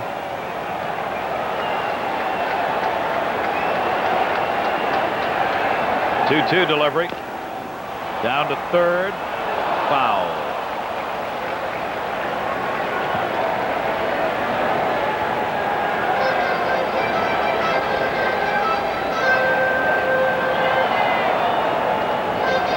That's coming alive here with 2 runs in the 5th inning off Millwood. It has not been a good at bat for Piazza, but one swing can change that. And the one thing about this inning, at Millwood, when he's been the head of hitters and had 2 strike zones, he's got the ball up in the top of the strike zone. He got it up to Edgardo Alfonso, he got it up to Ordonez, and you get it up to Piazza. And again, the fatigue factor an issue for Millwood. If he gets up, Piazza can give it a ride. 2-2 delivery. They're staying right out there with that breaking ball, aren't they? Down and away. Piazza's had at least 1 hit in all 6 games he's played in, with a single today. Leo Mazzoni. Bobby Cox out of the game, thrown out. So Mazzoni will be talking via the phone or runner for Bobby Cox back in the clubhouse in some of these decisions. Runners at first and second with a 2-2 count. Piazza jammed inside, fights it off. You know, you might wonder who has the advantage in one of these types of pitching situations where he's throwing, I guess, somewhere around 12 pitches. And closing in on 100 for the day, too. I would say the hitter has the advantage. The more the hitter gets to see the pitches, the better chance he has of picking the ball up, and also the better chance he has of being on the right pitch at the right time. 2-2, right pitch, right time. Andrew Jones way back looking. Goodbye! Home run!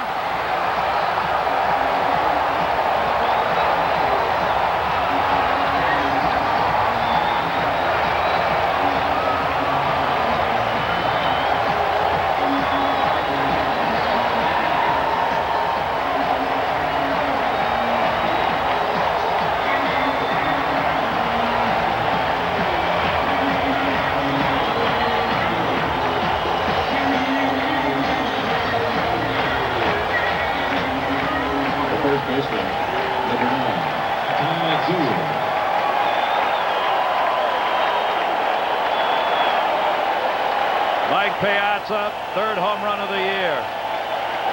8 RBIs on the season. 6-1 Mets. Todd Zeile takes a strike. Way to go, Ralph. It's like shooting crap. If you can stay in there long enough, you might hit the number.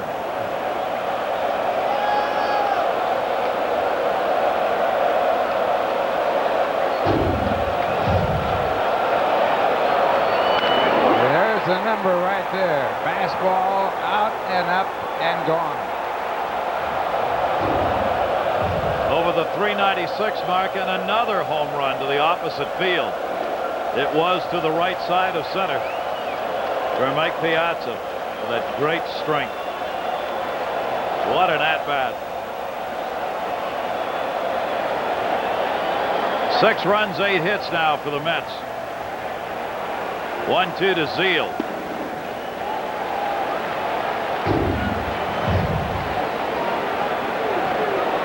A little short swing, Tom. That's the kind of swing that makes you a good living.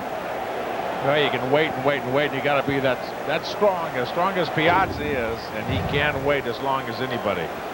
Todd Zeile, after the heater, is a strikeout victim. His third strikeout for Millwood, and there are 2 down. Alfonso Ventura, RBIs, and 3 for Mike Piazza in the innings. That's what the folks came to see. He's right on cue, isn't he? Right on cue. Right on cue. Mike Piazza last season, 17 home runs here at Shea, led the Mets. Boy, there's a tough play. Brogna got it there to Millwood. Good coverage by Millwood. Payton retired. But the Mets send 8 to the plate.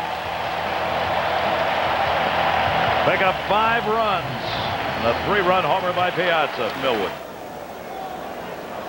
Well, Keith Hernandez was in the booth and came right over to Ralph and said, Ralph, he deserved that home run the way he battled Millwood. Millwood throwing all those sliders to him. Rafael Furcal. Hernandez went the same school you went to. I know, it's all coming into place, isn't it, huh? Oh, yes. He came over here and was disparaging the pitcher, and well, that's just about as good as it gets right there with that. I mean, he did deserve it. He worked his rear end off and got a pitch he could handle and didn't miss it. Furcal to first, off the glove of Zeile. Alfonso's throw to Appier is not in time. So the leadoff batter, Rafael Furcal, is on here in the 6th inning for Atlanta. Tom, we had a pitcher named Rob Gardner, and he was pitching one day for the Mets, and he threw up about 15 or 20 pitches, and the batter kept fouling the ball off and fouling the ball off. Finally, he said, look, I'm going to throw you a fastball, hit it, and get on base, and let's go to the next guy. But when you battle a pitcher all that way, you got to certainly go, I think, to the hitter. I don't think there's any doubt about that. Elvio Veras. That is a hit for Furcal. Sooner or later, the pitcher's going to make a mistake. Right. That's the other aspect. You get to see at one at-bat, you get to see a lot of pitches, a lot of release points, a lot of rotation, etc. And somewhere in there, you're going to get something to hit. And it's the same thing Gary talked about in the first inning. Don't miss it when you get it. When you get that ball in that situation, don't foul it back on the net. Don't pull it foul down the left field line. Hit it hard in play someplace. And that's exactly what Piazza does. It makes on the bench, he goes in there, not just a home run. You'll get congratulated for a great at-bat. The way he went about his business in the batter's line. Foul it off, stay alive, stay alive. Boop, the pitcher makes a mistake, and like a cobra, he snaps and home run. Of course, the definition of a great at-bat is really misused. A great at-bat is never a great at-bat when you make it out. A great at-bat is when you hang in there and make a hit, and of course, he hit a home run that's even greater. But you hear that term used a lot. When a batter makes it out, he fouls off 15 pitches. They all say it's a great at-bat. It was a lousy at-bat. I mean, and out. The only way it's a great at-bat is that if you're chalking up the number of pitches the pitcher has to throw. Well, that's I mean, from that point, yeah. I mean, that's the stuff that Robin Ventura did last year. There were times when physically he just flat couldn't do anything at the plate. But he'd go up there and try to foul it off, and make him throw pitches and make the pitcher work, and it's hurt and he couldn't do anything else anyway. And certainly Keith Hernandez had some of those at bats that were great, ended with base hits. Runner goes, throw down by Piazza, not in time. Stolen base for Kyle, and changed that to an error now. An error on Zeal allowed him to reach. He will get the stolen base, gets into scoring position. Pretty good throw by Mike Piazza, a little high, and you're talking about a guy that can really fire down to second base.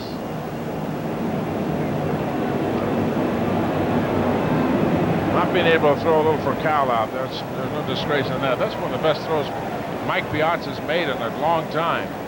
Pretty good footwork. Yeah, he did. He got the ball high. away. Yeah. He got the ball away quickly, and was something on it. It was a little high at second base, but he got it down there quickly. First stolen base for Kyle. Opponents are 5 for 5 against the Mets in stolen bases. Kilvio Veras takes the breaking ball inside. 3 balls, 2 strikes. Well, the Braves are continuing to find it hard to generate hits and runs here. Saturday they had 6 hits and an 8-0 loss. They lost 6-1 yesterday with 4 hits. Brian Jordan picked up the home run, accounting for the run.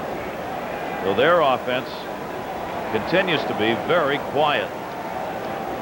3-2 on Kilvio Veras.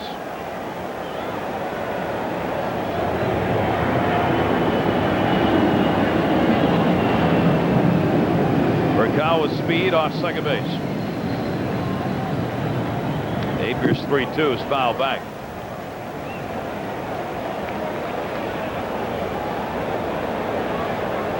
Middle of the order waiting. Chipper Jones hitting third. This is a big inning for Kevin Appier right here.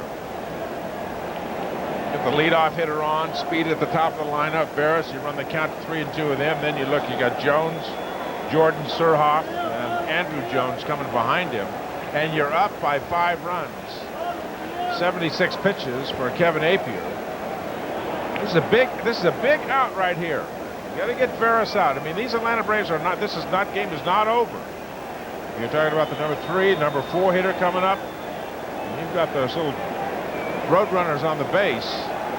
Put some points on up there quickly. Broken bat. That's a big out right there. Alfonso easily takes that one, and Kilvio Veras is retired, 1 away. Third baseman, number 10, Chipper Jones. Oh, Appier got that done. Piazza goes out to have a word with him now as Chipper Jones comes to the plate. The other thing about that, Gary, is Mike Piazza out there talking to Appier. This is probably, in my estimation, the last time that Appier is going to see the middle of this lineup. He's not going to see Chipper Jones, Brian Jordan, Andrew Jones anymore. If he can get through this inning and put them away, Bobby Valentine will turn it over to the bullpen. And if the score stays about the same, then you'll see Armando Benitez. That's who Chipper's going to see, who Andrew's going to see. This is his last time through the middle of this lineup for Appier. And he wants to keep it a 6-1 game. Chipper Jones 0 for 2 in this ball game. Now 5 hits and 26 at bats on the year. For Kyle off second base. Jones hit into a double play and is flied out. Mets have turned 2 double plays in the infield. Outside corner strike. 1 ball, 1 strike from Kevin Appier. No walks given up by Appier. That's important because, as we mentioned last year, 102 free passes led the American League. Obviously, you make the game a whole lot tougher on yourself with those numbers. He hasn't walked anybody here. 1 and 2. On that last pitch, you probably saw Perkel, the runner at second base, break toward third. And the pitcher's got to concentrate on the batter here. He really doesn't. He would probably settle for 1 run to score in this situation, but he doesn't want more than 1. 1-2 delivered. And on that pitch to the plate, they had Ordonez moving toward second base, looking for a pickoff attempt. But boy, one thing for sure, you don't want a big inning against you. You don't want a hole in the infield. You don't want base runners here. No way. You don't want an infielder out of position. That's exactly. You don't care if that runner at second scores as long as that's the only one in this inning that scores. And you keep this guy in the yard. Don't get up a home run to end. Don't give up the extra base hit. Get this guy. Get him out. Yeah, that's the main absolutely. thing. Don't throw. Step off. Yeah. And that's a very good lesson for every young player. Now, if you're the pitcher in that situation, and you see that shortstop come in here, what you've got is a huge hole left at shortstop position, and you can't throw the ball to home plate if that's there. You can't give that hitter a chance to hit that big hole in the infield. Jones takes it inside. 2-ball, 2-strike count. 6-1, New York on top. Atlanta trying to get something going here in the 6th inning. They have only 3 hits off Kevin Appier. Jordan and Surhoff due up in the inning.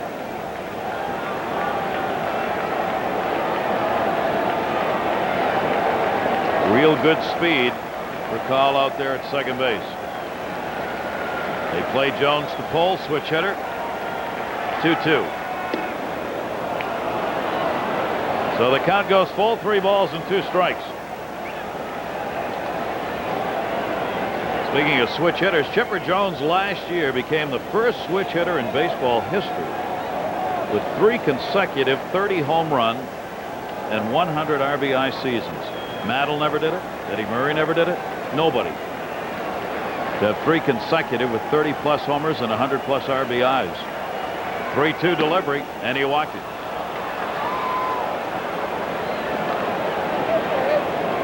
There is the first walk given up by Kevin Appier, and that will bring Charlie Huff out of the dugout.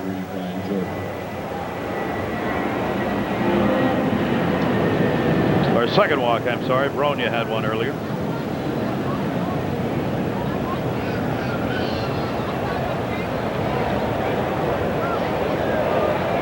Is this a how you feeling meeting out there now? I think it's a little bit of exactly what we're talking about. But, you know, you got a 5-run lead in the lineup. Let's get out of this inning. We don't care if we give up 1 run. We don't need base runners. We don't want them to have a chance with 1 swing of the bat, get right back in the ball game. And by that I'm talking about you got to get Jordan out. And if you walk him, who do you have after that? You got B.J. Surhoff and Andrew Jones a chance at a grand slam home run. We don't need base runners here. Get the ball on the ground here. Get out of the inning. You're not going to see them again. Saw Donnie Wall up in the bullpen for the Mets. Towering fly ball, but not deep. Ralph, Hamilton. Did I hear you say woof? I said whoop. Talk about just missing. That's a lot like whoops. Whoops. I got away with that one. Wow, did he get away with the pitch there? Did you hear him, Thorny? When the ball wasn't even off the bat yet. It was still connected to the bat, and Rob was going whoops. Woof. You know what? I bet Charlie Huff knew it too, didn't he? He knew it, and so did the pitcher knew it. Appier will take that out and keep on going. 2 down, first and second. Now B.J. Surhoff, who's had a home run, his first of the season, 1 for 2. Still just 3 hits up there for the Atlanta Braves. They've stranded only 2 so far, and only one of those in scoring position today. As Appier's been in charge, and he's got a 6-1 lead to work with here.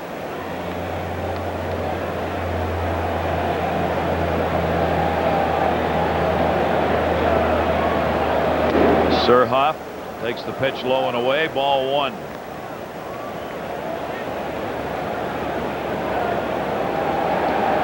You know what Furcalo's doing at second base, on at second base, really bothers a hitter. I'll tell you, I would, if I were the hitter, I'd stop and say, don't break toward third base when that pitch is coming to the plate. His run doesn't make any difference. It means nothing. It means nothing out there.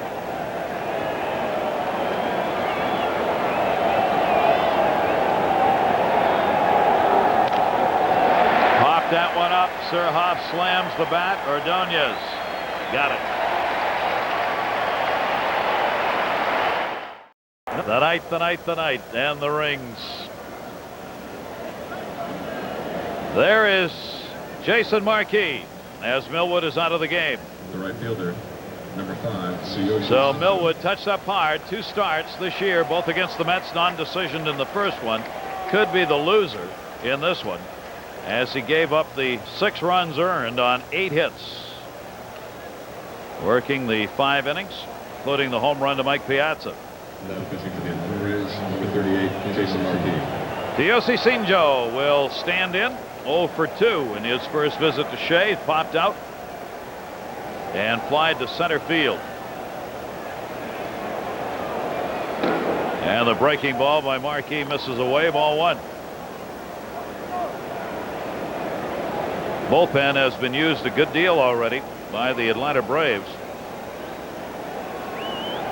Jason Marquis made his major league debut this year. Shinjo drives that one deep to left field. See ya, goodbye, home run.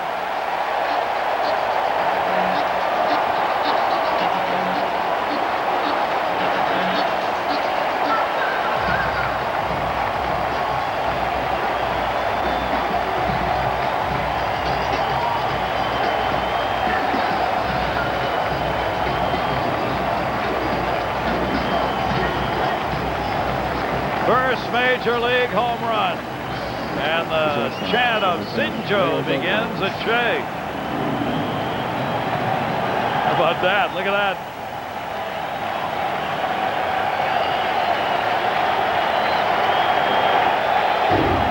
Well, the press have a field day with him. Shinjo had 28 home runs last year for the Hanshin Tigers. And the long toss of the bat. Welcome to big leagues. I'm in the books with my first major league home run. Play made at first on Ordonez. Well, he's red hot. Watch the bat go in the air now after he knows the ball is out of the ballpark. A little mustard, maybe a lot. He's got that showmanship, doesn't he? It may cost him a bruised ribs now and then, you know. It may cost him. Well, the way the game's played today, Ralph, I don't know. Here's Kevin Appier with a 1-strike count and 1 down. I asked Bobby Cox, who's been thrown out of this game, about that in Atlanta, about Shinjo. Said he's got a little mustard. Cox said he's got a lot of mustard. They played against him in a number of games when they were touring with a club over there in Japan. And he was playing in Japan, Shinjo was. And he said, believe me, he's got a lot of mustard. But I love this. This is great. Watch this lineup. As the Mets all lined up and bowed. Look at him. Kevin Appier goes down swinging. Marquis gets the strikeout. 2 down. The left fielder, number 18, Daryl. This was really good. That tells you how he fits in with a ball club. Good mix. And you know, Gary, it could have been something to have been a negative in spring training because Shinjo has a tremendous amount of press following him. And they've been in the clubhouse, and they have a tendency to step on people's toes, but somehow he's gotten along with the players, and he's not a kid. I mean, he played 10 years in Major League Baseball in Japan, so he doesn't know the routine and what the drill is in the clubhouse. And he's been able to have the kind of relationship with his players here in the United States, the Mets, and they don't seem to mind all the press. They seem to understand that he is a big story in Japan and has a huge following. And Shinjo, in essence, tries to control that Japanese press as best he can, along with Jay Horowitz. It's part of the deal. I mean, it's like a main part of the culture. This is big stuff for that country. He's making it bigger. Oh, yeah. First home run of his career in the majors. How about this? A Nomo hit, pitching a no-hitter. Yeah. Hey. Mets now have the 7-1 lead. Masanori Morikawa was the first Japanese player to play in the major leagues, and he was basically a relief pitcher, pitched way back in the 60s, late 60s. But then Hideo Nomo became the real big man that came over from Japan, and the press really jumped on him. There will be more. Obviously, what happens is it generates even more interest among the Japanese players, and perhaps even more importantly for Major League Baseball, amongst the youngsters who play the game in Japan now. Major League heroes in Japan that they're watching. I would love to emulate. 2-2. Inside for a ball. Masano Murakami was the pitcher you're talking about. I was pitching for the Giants and didn't speak much English. And of course, some of the players taught him certain English phrases. Easy and now. what to say to the manager when the manager came to the mound. Easy. And sometimes it wasn't all that complimentary. And Herman Franks came to the mound and was taking Murakami out of the ballgame. And Murakami says he didn't know what he was saying. Said something we can't say on the air. And Doesn't fit. well, Mr. Franks was not amused. Let's put it that way. Players thought it was great. They thought it was fabulous. Shinjo talking about the home run. They understand that. Rick White is on the DL on the bench there for the Mets. Edgardo Alfonso up the walk to Darrell Hamilton. For those of you who go on the web, I've talked about it the other day. Take a look at Shinjo's website. It's www.shinjo5.net. It's great. I mean, it is one of the most impressive individual websites I've ever seen. It was in Japanese originally, obviously. They're now putting together the English version that may or may not be on. They were literally putting that together. The other have been putting it together the past couple of weeks. 1-0 count, Edgardo Alfonso. A net kind of player right there.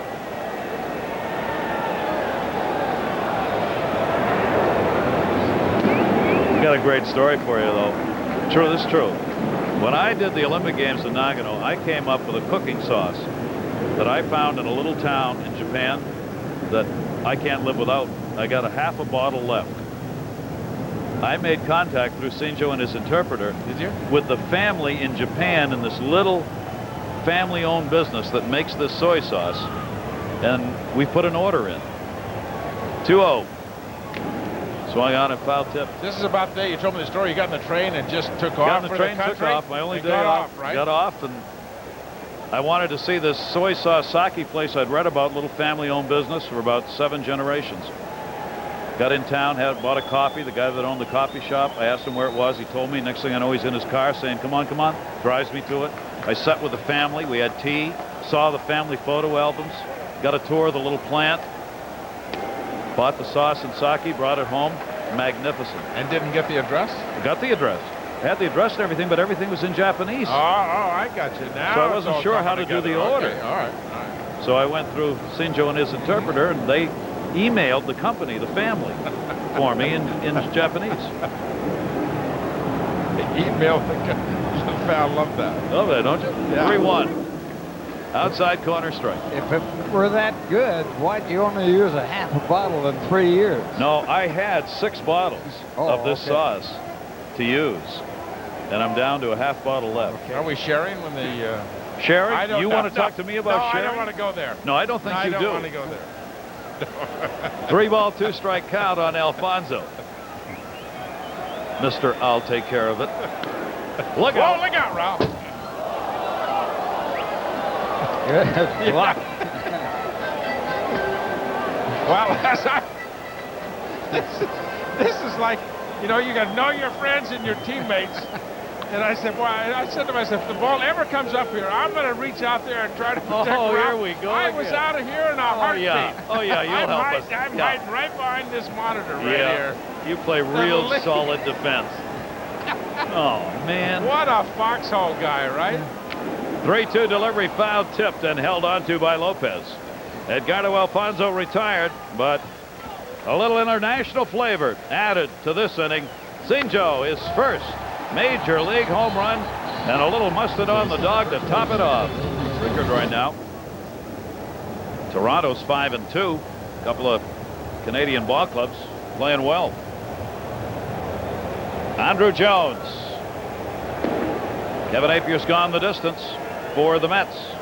Couple of walks, couple of strikeouts, just 4 hits off him.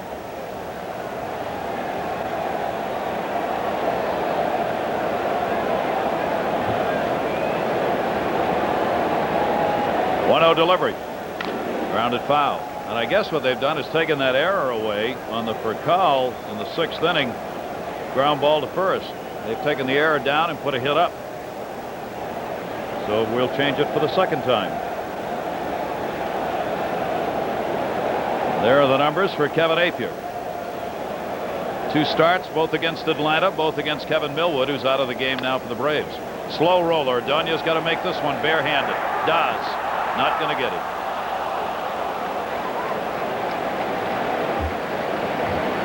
Infield hit.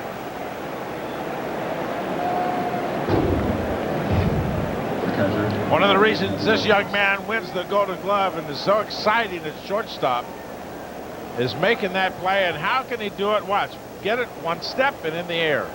All right, he gloves it bare-handed, and that's it. 1 step and in the air, and a strike. How in the world do you get it close to first base? He is magic.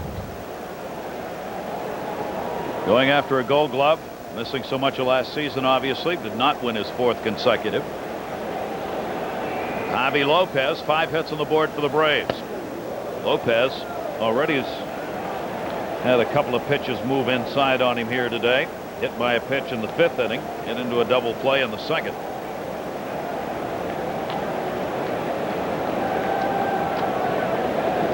Kevin Appier, 1 complete game shutout last year. Working into the 7th inning here. Breaking ball. Boy, did he have Lopez fooled on that. Todd Zeal. There's a setup for you. 1 inside and 1 away. It is one of the most prestigious awards in TV news, the Edwin R. Murrow Award, and this year it goes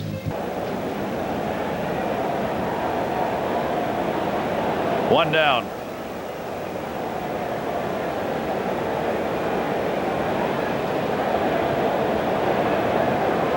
That one drilled to right field, but it's going to be fouled. Rico Brogna. 1 down and 1 on. A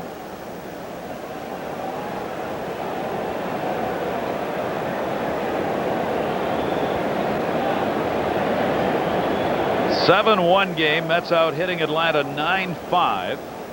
Looking to even up the series, having lost the 2 out of 3 in Atlanta. Runner goes. Brogna.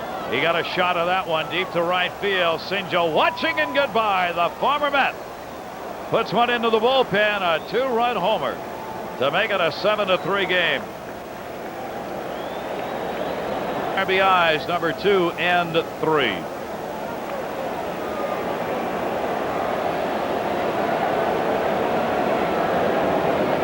The second home run off Appier today. Surhoff had the other. Both left-handers. Well, we talked about it last inning. The one thing you don't want is the long ball. You're up by 6 runs or 6-1. Got a runner on base. Stay away from the big inning. And I think that's what Charlie Huff was out there last inning talking to Appier about. Apier's a veteran. He understands that. He's closing in on that 100-pitch mark.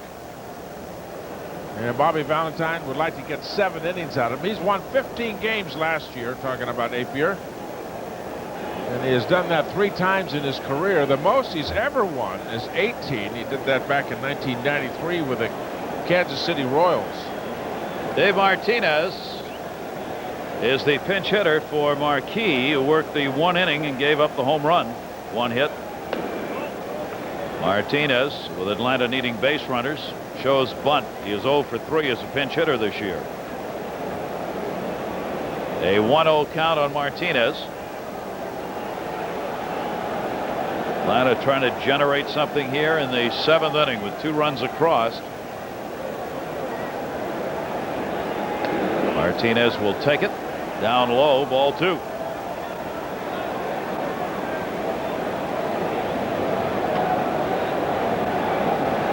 May be getting a little low in the tank. Dennis Cook in the bullpen. Top of the order for Kyle on deck. Fastball right there. Martinez trying to draw a walk out of him. 2-1.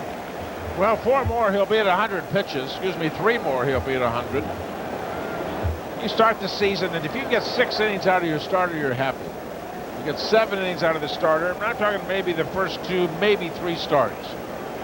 If you get 7, that's top of the world. If you get 8, I mean, that's absolutely a bonus. Now, Rick Reed pitched a 9-inning game the other day. That's almost unheard of, and he is so efficient in the number of pitches that he throws that he can do that. but your pitchers will gradually grow into the ability to be able to throw 7, 8, 9 innings. If you have pitchers that go 7, 8, 9 innings anymore, the structure of the pitching staff has so changed in the last few years. 2-2 delivery on the way. Martinez holds up with the breaking ball. And a 3-ball, 2-strike count. One of the things I try to do, Gary, and I think it was a kind of the mark of every pitcher through the course of the year, and I'm not talking in the middle of my career, I tried to go 7 innings was a minimum. And I think that's what your big guys do today. I think that's what Appier tries to do. I think that's what your so-called #1 pitchers on your staff try to do. But there's come this animal, the setup man, that gets in there on that 7th inning, those managers. And the other part of it, they're paying the money, and they want to get their money's worth out of him. So they get him in there, and you get your starting pitcher out. And it's like an Altlanta. I looked at the book the other day. Now, he's the ace of the staff. And I couldn't believe Altlanta pitched 208 innings last year. Yeah. And he's got to pitch 235, 250 innings for me. He's got great stuff. And Martinez towards the corner. Shinjo is there.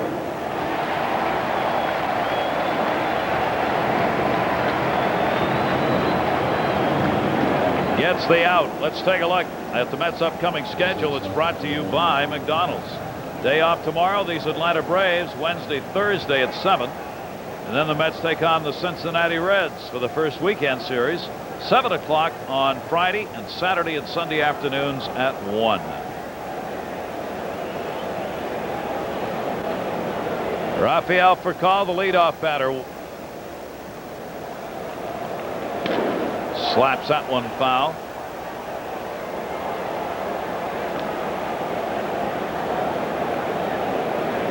Two down in the inning. Furcal's had a 1 for 3 now with a base hit he was credited with off the glove of Zeal in the 6th inning. Originally charged as an error, then changed. Infield in at the corners. Furcal will lay it down, given a chance. And when you move in on him, he loves to try and jam it down your throat. He'll take cuts where he tries to line it at the third baseman. Zeal was in as well at first on the pitch. 33 bunts he put in play last year.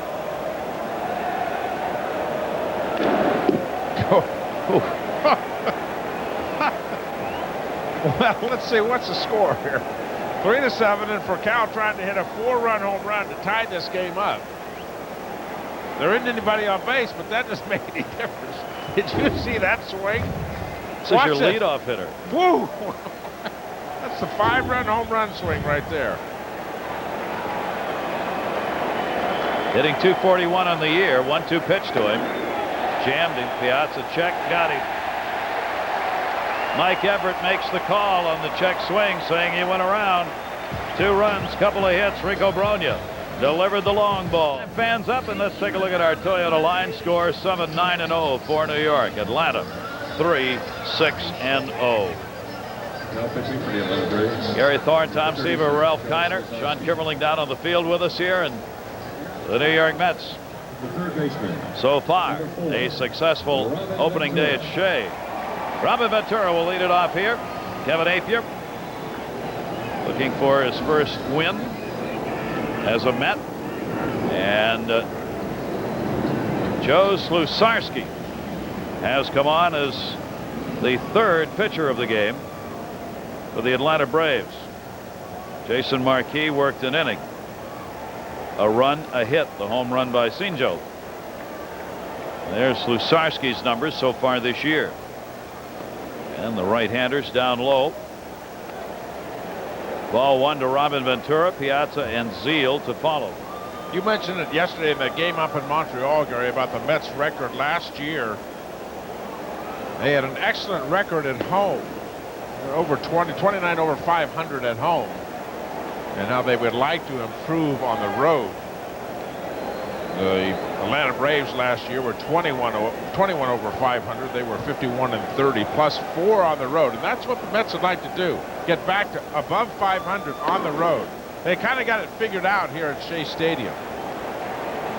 I mean, 29 games over 500 at your home ballpark and your home cooking. That's pretty tough to beat. It's pitching that wins here, Tom. Yeah, that's exactly right. Pitching in this ballpark will win for you. And they've got to figure out how to transfer it to the road. Slusarski starts it out with a walk to Robin Ventura. Mets had a leadoff walk in the second inning that resulted in a run. Leadoff double by Ordonez, leadoff homer by Shinjo, and now a leadoff walk. Mike Piazza coming up, ignited the crowd in the fifth. Well, great power to the opposite field after a great at-bat. Fighting pitches off, pretty good breaking balls down and away. And the curtain call well deserved. That was an outstanding at-bat by Mike Piazza. Hitting .333 now, 3 homers and 8 RBIs. Slusarski, 34-year-old veteran, worked yesterday against Florida. Gave up a run on 2 hits and an innings worked. And back at it again today.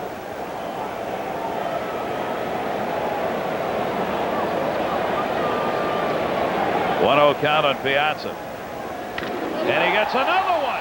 Deep left center field. Way back, Andrew Jones racing. Goodbye, home run, 2 in the day.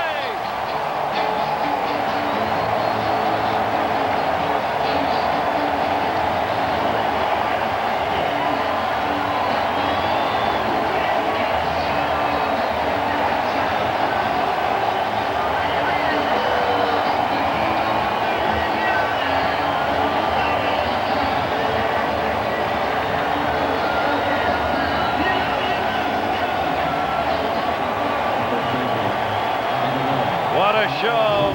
Mike Piazza, a 3 RBI homer in the 5th, a 2 RBI homer in the 7th. And what did we say after that first home run? Back here at Shea Stadium, opening day right on cue, and boy, he just kind of knows where that spotlight is and does it again right on cue. Second home run. He is now 3 for 3 lifetime against Slusarski. His first home run off him. And the Mets have a 9-3 lead.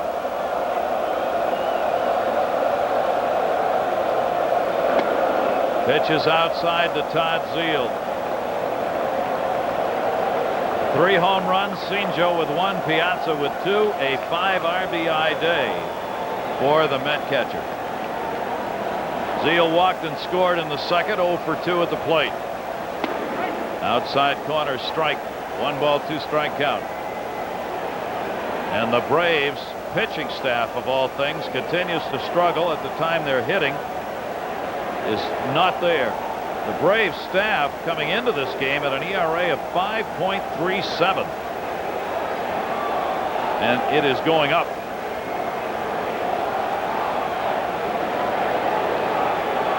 Leo Mazzoni over there. Hard to watch, not for them. Inside by Slusarski. You've got a group of middle relievers like Slusarski that are being used by Atlanta this year that have never had success anywhere. I mean, they have bounced around minors, majors, different ball clubs. 2-2 delivery. Zeile, after the high fastball, is gone. 1 away. Second time he has struck out.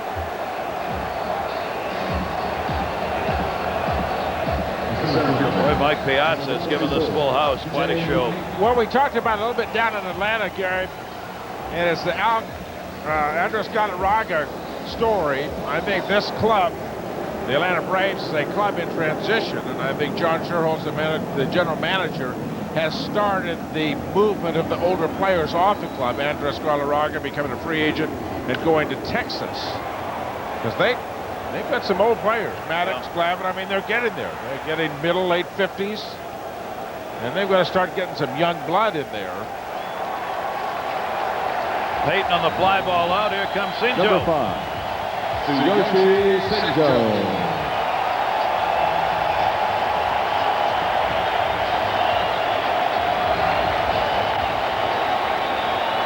We may be seeing a lot of orange around the ballpark before this year's done.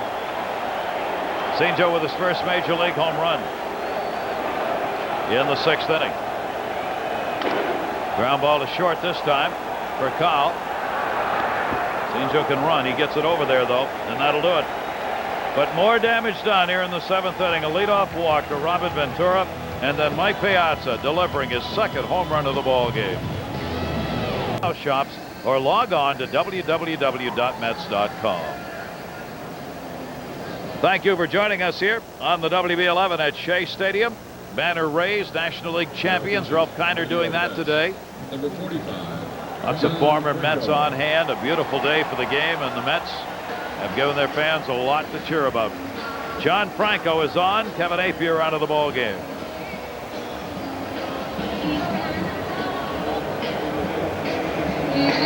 The veteran left-hander out of that bullpen for the Mets. A 3-year contract. He'll be pitching until he's 43 years old. John Franco. His 4th game already for New York.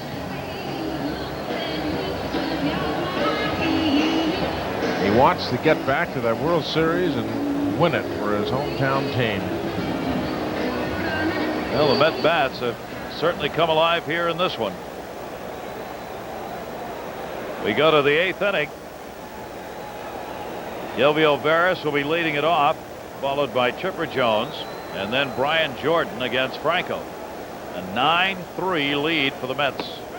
And Franco starts him out with a strike. If you're wondering, Mike Piazza had a 3 home run ball game back in '96 with Los Angeles at Colorado. His RBI high is 7. And that came with Los Angeles against Philadelphia back in '95. Mike with 2 home runs and 5 RBIs in this game. Probably. Well, he might get another shot at it, actually. I didn't think he was swinging the bat very well at all up at Montreal. First couple of times at the plate today. When bad swings at breaking ball, just did not look like Mike Piazza. Odd times in a power hitter like Piazza. And they get that great at-bat, hit the home run to the opposite field, and all of a sudden it clicks in. And the same thing we're talking about, I think the example we used was Edgardo Alfonso, about not quite having it, getting in the groove. And I think Piazza, as the Mets offensively have been struggling, was in that boat. And he walks up there that second time, and boom, a no-doubter to left field. Ray Ordonez. Well, maybe that at-bat we were talking about that he had in the 5th inning when he got behind on the count, didn't look good with a couple of swings, was fooled on 3 or more pitches, and then delivered the homer. Right. That's the one where all of a sudden it's like, hey, everything's all right. All of a sudden it clicks in, everything comes into focus. As he comes the next inning, I mean, not the next inning, but his next at-bat was just a prototypical Mike Piazza home run. All on balance, not fooled at all, seeing the ball, not trying to overswing. Jones will turn around now and bat right-handed against the New York Mets. And John Franco, he's had an 0 for 2 and a walk in this game.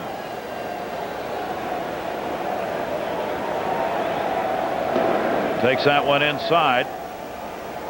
Chipper Jones, a .362 lifetime average against the New York Mets.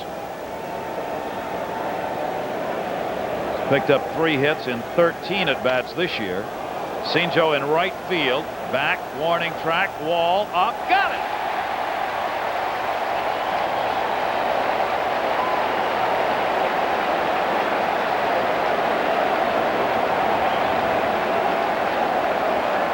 Welcome to New York. The book on Shinjo when he came to the United States to play for the Mets. Good speed, pretty good hitter, and an excellent defensive outfielder. You can see him checking that ball out over his left shoulder and turn to the inside to keep his eye on the ball. Didn't take his eye off the ball. That's a veteran play right there. We talked about it before. He played 10 years in the major leagues in Japan Major League Baseball. Well, this isn't a kid. He knows how to play the game. 2 down in the 8th inning. John Franco getting the outs with a little help from his D. They keep Chipper Jones off the hit list. Brian Jordan 0 for 3, 1 strike count. Jordan, hard hit to short and through. So Brian Jordan on with his first hit, 1 for 4 with a 2-out single in the 8th. being BJ Surhoff. He's checking out all his environment out there. He's got everything going for him, doesn't he? Things are clicking right now. I didn't see his glasses. He's got glasses out there. Got to learn the ropes of Shea Stadium here. Hey, look at that catch one more time by Shinjo in left field. Broke the wrong way, but turned the right way to get back on track. Never took his eye off the ball. Right on the warning track. Surhoff fouls it back, 2-strike count. B.J. Surhoff, a homer in the second inning. The home run by Surhoff and the 2-run homer by Rico Brogna. Coming off Kevin Appier have accounted for the 3 runs the Braves have on the board and 7 hits. 6 of those charged to Appier, who could be the winner. One of the things the fans are going to see out of Shinjo when they come to Shea Stadium, he's got a gun for an arm. He can really throw. And he's got a delivery, doesn't he? Oh. I mean, he winds up. He styles it to the best of, but he can officially throw. Surhoff with a 2-strike count.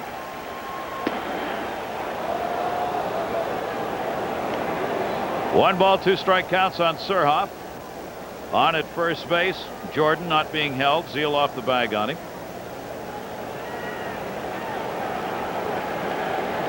John Franco with 2 down, trying to get out of the inning right here.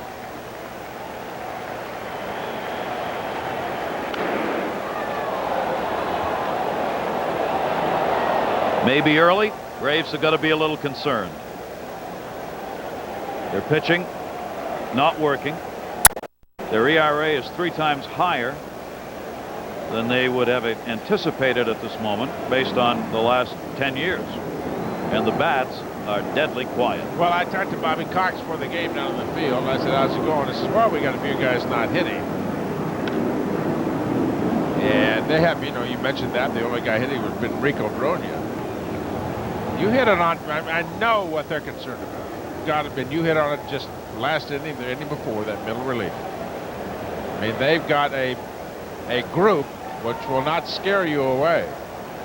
I mean, on paper, they have outstanding starters. Maddox, Glavine, potentially Millwood, Smoltz, if he ever does come back. But that, you know, that middle part of that relief corps is going to scare him a little bit. Yep. Play made. No runs, base hit, 1 left on. Franco gets it done. Mets coming up in the 8th. There you see, raising the banner, Ralph Kiner.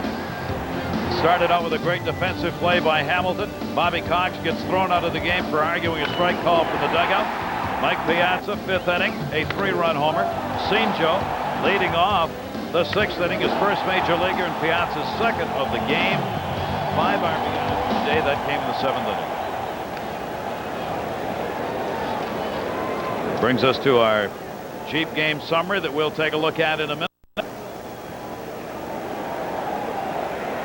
Ray Ordonez is leading it off here against Slusarski. Millwood, the pitcher of record for the Braves, and Kevin Appier for the Mets.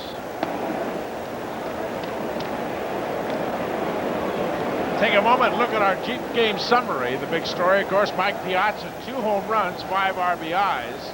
Now 4 on the season for the Met catcher. Ray Ordonez, a single and a double and an RBI. He continues to swing a hot bat. And Shinjo with his first major league home run. Funny, yesterday in Montreal, as the team came back, Gary, you and I, as we both know, sat on that plane, there was a mechanical problem. It was a delay of about 3 hours. And then we got to Atlanta. Got to JFK. Yeah, it seemed like Atlanta. Got to JFK. And the buses weren't there. And of course, the comment, Robin Ventura, who has got this dry sense of humor, we're on the bus, and he says, okay, boys, that's a warning shot across the bow. Don't ever lose another series again the entire year. The Mets, of course, lost 3 in a row up in Montreal. They came here, got a plane delay, got buses that don't show up. They get on the bus, don't ever do it again. Piazza walking around saying, somebody doesn't like us anymore. A day game in Montreal, a 50-minute flight, and we arrived home at 11 p.m. 2 ball, 2 strike count on Ordonez. That's when you need to have a good bottle of wine just to enjoy while you're waiting. And a good friend. And a good friend to bring it. That's right. Like one who People promised. that you could rely on. Promised to have one. I know you couldn't. I know you wouldn't finish today. Said, don't worry, I got you covered. I got it. And I said, no, I'll bring it. No, he said, no. I knew he couldn't go the entire day. No. I know it. I'll bring it. My friend in a foxhole, as he likes to call himself, Tom Seaver. So we're sitting on the ground for 3-4 hours. Foxhole. You might call it something else now. Yeah, you know what I mean? you might. 3-2 count on Ray Ordonez. Jorge Tocas come out in the on-deck circle.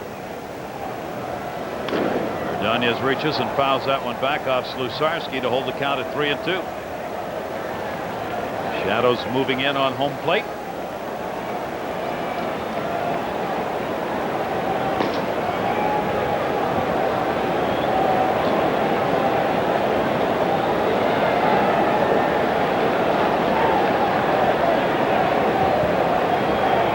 Four-year-old right-hander looking for the first out of the inning, 3-2, and he'll get it right there. Ray Ordonez, strikeout victim, second for Slusarski in the game, one away here in the 8th. John Franco will be coming out of the game. Jorge Tocca will be the pinch hitter. You look at that last at-bat by Ray Ordonez, and he swung at a ball out of the strike zone, 3-2. Would have been ball 4. The Mets would love for him to be a little bit more disciplined at the plate to get some base on balls. It was clearly ball 4. He fouled it off. Next pitch, swing and a miss, strikeout. And yes, in a game maybe where it's 9-3, it doesn't make any difference. That's ball 4 right there. Now that's strike 3. He went after, he fouled the ball off, and that's the pitch that he struck out on, and that arguably was ball 4. Jorge Tocca to left. He just missed. He got it off the end of the bat. Surhoff. So Tocca just called up today with Agbayani on the DL. Gets a pinch hit here. Pinch hit opportunity here, and flies out, and there are 2 down. The Edward R. Murrow Award, the most prestigious in New York, for the best newscast in the city. Who does it go to? WB11, the best newscast in New York. Darrell Hamilton.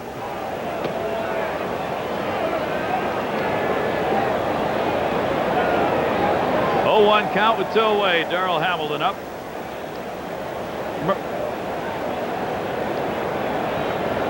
Single and a walk for Hamilton. Slow roller down to first. Brogna, Slusarski, and they get the out. So the Mets go quietly here. Ralph Kiner, Tom Seaver. I'm Gary Thorne. That's Tom Seaver over there, sulking in the corner. Mets 9, Braves 3. Andrew Jones in the 9th against Armando Benitez. As I said last night, pardon me, Roy.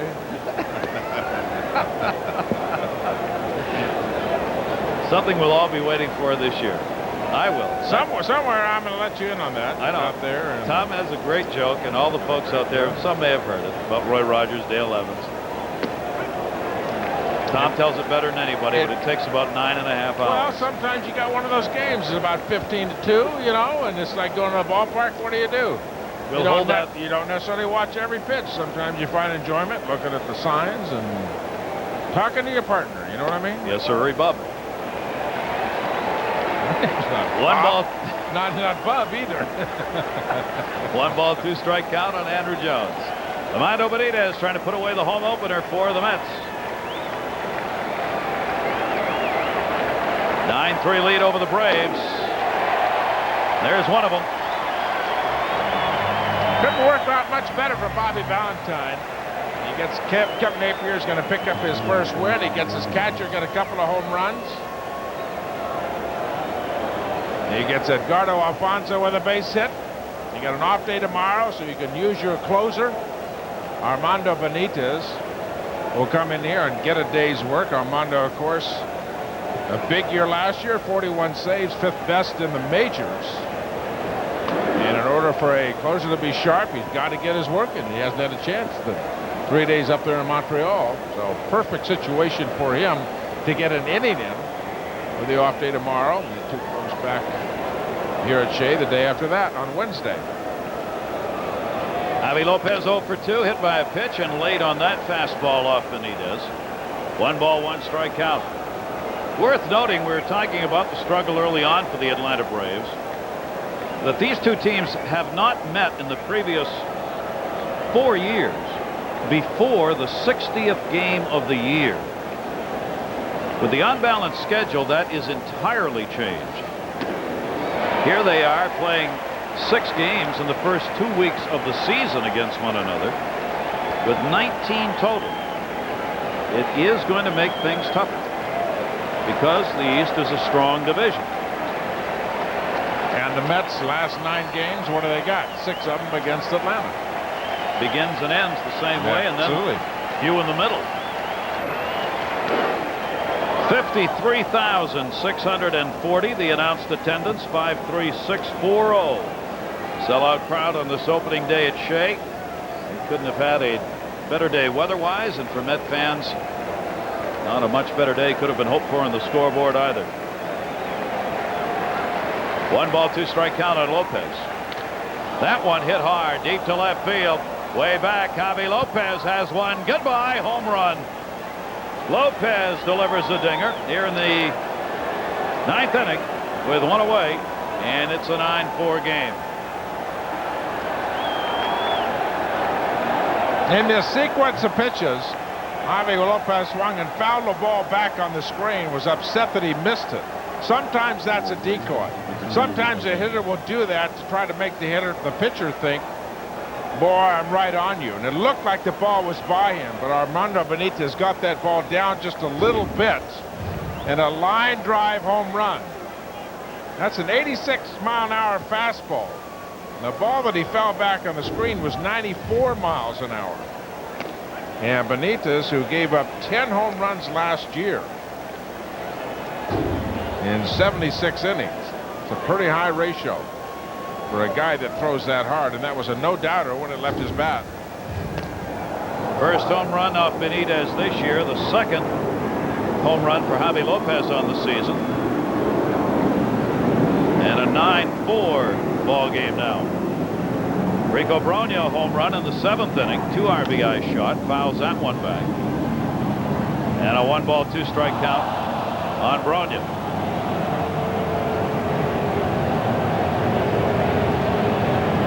Real fine start for the Atlanta first baseman. Cincinnati taking a 4-2 lead to the 9th inning in Pittsburgh today. 1-2 delivery. Up high with it. 2 ball, 2 strike count. 2 home runs off Kevin Appier. 3 runs, 6 hits over 7 innings. Could be the winner here. Franco an inning, 1 hit. Armando Benitez now trying to finish, not the save situation. And he got Rico Brogna. 2 down. You look up at the clock, that's a 95-mile-an-hour fastball. When you've got a guy that throws that hard, you protect inside. And you can see Rico Brogna, it looked like that right elbow coming out, trying to protect against the fastball in on the right on the hands, and perfectly placed by Armando Benitez on that outside corner. Keith Lockhart will be the pinch hitter for the pitcher Slusarski. Bobby Cox thrown out of this ball game earlier.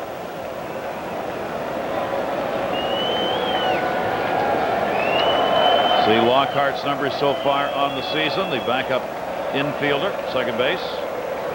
1-0 pitch. Lockhart will foul it back. 1-1. Mets trying to go 3-4 on the year. The Braves would be 3-5 with a loss here. Braves had the second best road record in the National League last year when they went 44-37. Piazza, though, has done damage today. 5 RBIs and 2 homers. In the dirt and blocked. 2-1.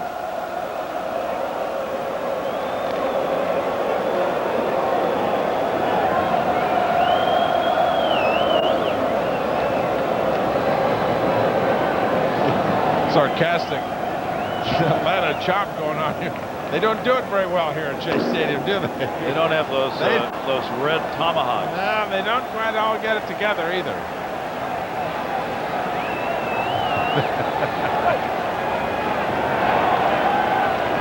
3-1 count on Lockhart, 2 down in the ninth. Keith Lockhart trying to keep this inning alive. And he takes the walk. I was going to say there, thought the count may have been wrong. You're hitting against Benitez and you get a free pass, you might want to take it. Get down there. Lockhart does. Look at the guys. Go. Raphael for call. We're talking about this is an outing that Bobby Valentine can use for Armando Benitez, and you've got to keep them sharp. Benitez has not had much work. It's a perfect game for him to come in and get 3 outs. Yeah, fine. If you're going to beat Rusty and give up a home run, this is the game in which to do it when you're up by 9-3 when you come to the mound. 2 away, an elusive third out. He's had 2 strikeouts in the inning. And he goes ahead here and for Kyle, 2 strikes. And the fans, opening day, are up.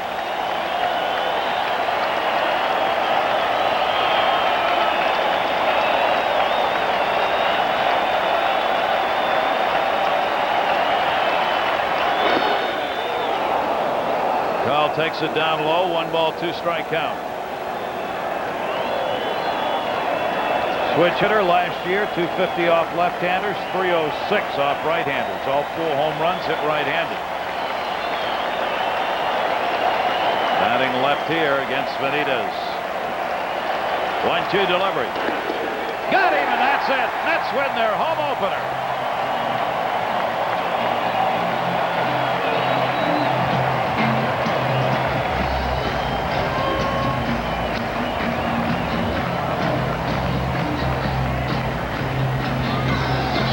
Mike Piazza, a major day. 3-run homer and a 2-run shot. 4 in the year now for the Met catcher. And the Mets, a successful opening day ball game, and Kevin Appier gets his first win as a Met pitcher, and Shinjo gets his first home run as a Mets player. The losing pitcher, Kevin Millwood. Our player of the game. Well, a ball club that played extremely well last year at home. And they're getting all the parts together. Not very happy coming back from Montreal after being swept up there by the Expos. But that man right there, Mike Piazza, if they're going to win, he's got to hit. And you can almost bet that he's going to during the course of the season. Edgardo Alfonso's got to hit. And Armando Benitez, like he did out of the bullpen today. A little rusty, but still throwing that ball at 95 miles an hour. So the New York Mets head off the field with a victory under their belt to go 3-4 on the year. We'll be back to wrap it up. There's your final line score for the Mets opener, 9-4 win. Kevin Appier gets the win 1-0, and Millwood takes the loss 0-1. A rematch. These 2 pitchers non-decisioned in Atlanta when they met, but not here today. Gary Thorne, Tom Seaver, welcome back everybody as the New York Mets come away with a victory here at home before 53,000 plus on this beautiful day. And everything got going here today, Tom, that the Mets did not have going in Montreal. Offense, good pitching, and shut down Atlanta. Well, this is a very confident team of veterans. There's still the 3-game series getting swept up there in Montreal. There's a bit of a shadow of a doubt when you come back home and you say, listen, we got to get going, boys. And you wonder, well, when is it going to be? There are ingredients today for getting things rolling. Couldn't be any better. You got Kevin Appier on the mound, gets his first win for the New York Mets. And, of course, the big guy behind the plate that's got to hit. And it's almost like he knows that as if the curtain goes up and the lights, the house lights are on him, and boom, he does it. He's done it so many times for New York. Outstanding offensive player, Mike Piazza. 2 great big home runs for them today, and he's the turning point of the day, our GM turning point. He will be joining us later. In fact, 2 home runs, this one in the 5th. In the 5th inning, he fought a lot of pitches off. Had a great at-bat against Kevin Millwood. And Millwood finally got one up and out over the plate. and bingo, great power to the opposite field, and that's where it went. His third home run of the season. He got another one later. We talk about turning points. That was one in the game, and maybe one for Mike Piazza, at least early on this season, was that at bat. We will be talking more about that because he had to battle. He had some bad swings in that at bat, and then to deliver after getting behind in the count. It's one of those things you look back on that may carry you for a while. It's a great at bat. He's kept himself alive and got a pitch he could handle. And Mike Piazza is going to be joining us. Sean's down on the field. We'll talk with the man who had a 5 RBI day in this home opener for the Mets, Mike Piazza, when we come back. Back here at Shea Stadium on this opening day, it is only fair that you remember the people you get to work with. It's what makes work and life worthwhile or not. In our case, it is. Tom and I had a great friend who passed away, all of us involved in broadcasting sports here in New York, especially baseball. Dulio Costabile worked camera, the high home, here at Shea Stadium for years. He started in 1960, television work. He was one of the most wonderful human beings you would ever want to meet. And he passed away before the start of this baseball season. And we really miss him. This is a good guy. Well, it's hard. You come to the ballpark, and I knew Dulio for over 20 years. And intelligent, came here from Cuba and made himself a great career. And it's almost impossible to look right over here to the left of our booth and not say, well, there's Dulio. And you get all the static in the world and needling you, and doesn't care what you accomplish, you're still just a regular man to him, and he is dearly missed. And you know the person who's going to miss him the most? I mean, we've known him for our careers. Yeah. Ray Ordonez is going to miss that man. Ray Ordonez is going to miss the fatherly kind of touch that Dulio gave him, the man from Cuba. And it's a big, he was in tears in spring training. Dulio was when Ray was when I talked to him. I said, we're going to miss Dulio, aren't we? And he said, yeah, I got tears in my eyes right now. And we miss him here today, and we remember him. Let's get out on the field. Sean Kimmerling. Sean? Well, you couldn't script an opening day any better. Beautiful day, full house. Kevin Appier gets his first Met win. And, oh, yeah, Mike Piazza, a couple of home runs. Tell me about the first one. Came after a long at-bat. Yeah, that was one of my better at-bats in a long time. And, you know, he had a really good breaking ball today, and I just wasn't able to pick it up early on. And, you know, he kept going with it. And it was getting to a little bit of a cat and mouse game where I started thinking, man, he might throw me a fastball sooner or later. So I was kind of trying to stay relaxed, and you know, fortunately I got one out over the plate. I was able to drive the ball. Mets and the Braves have only played 4 games this year. You've got 15 more to go, but I'm starting to sense there's a little more confidence on this team when you play the Braves. Well, I think we just believe in that eventually if we stay positive, you know, we're going to play better ball against them.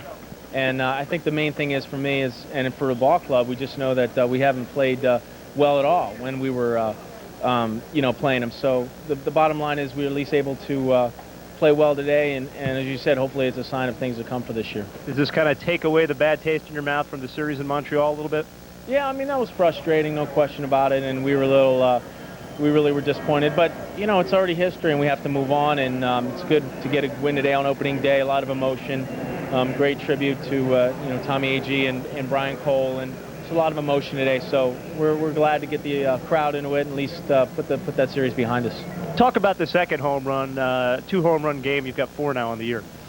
Well, the second home run, actually, I just threw me a good slider away, and I was able to lay off it, and basically a good sinker. That's the first one. Yeah, the second one actually was a sinker over the down and in a little bit, and I was able to stay behind the ball and get under it, not you know, roll it over for a double play.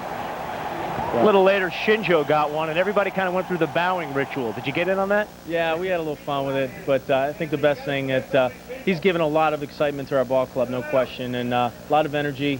He's playing his butt off, and we're happy to have him. All right, Mike Piazza, thank you very much. Mets win their home opener.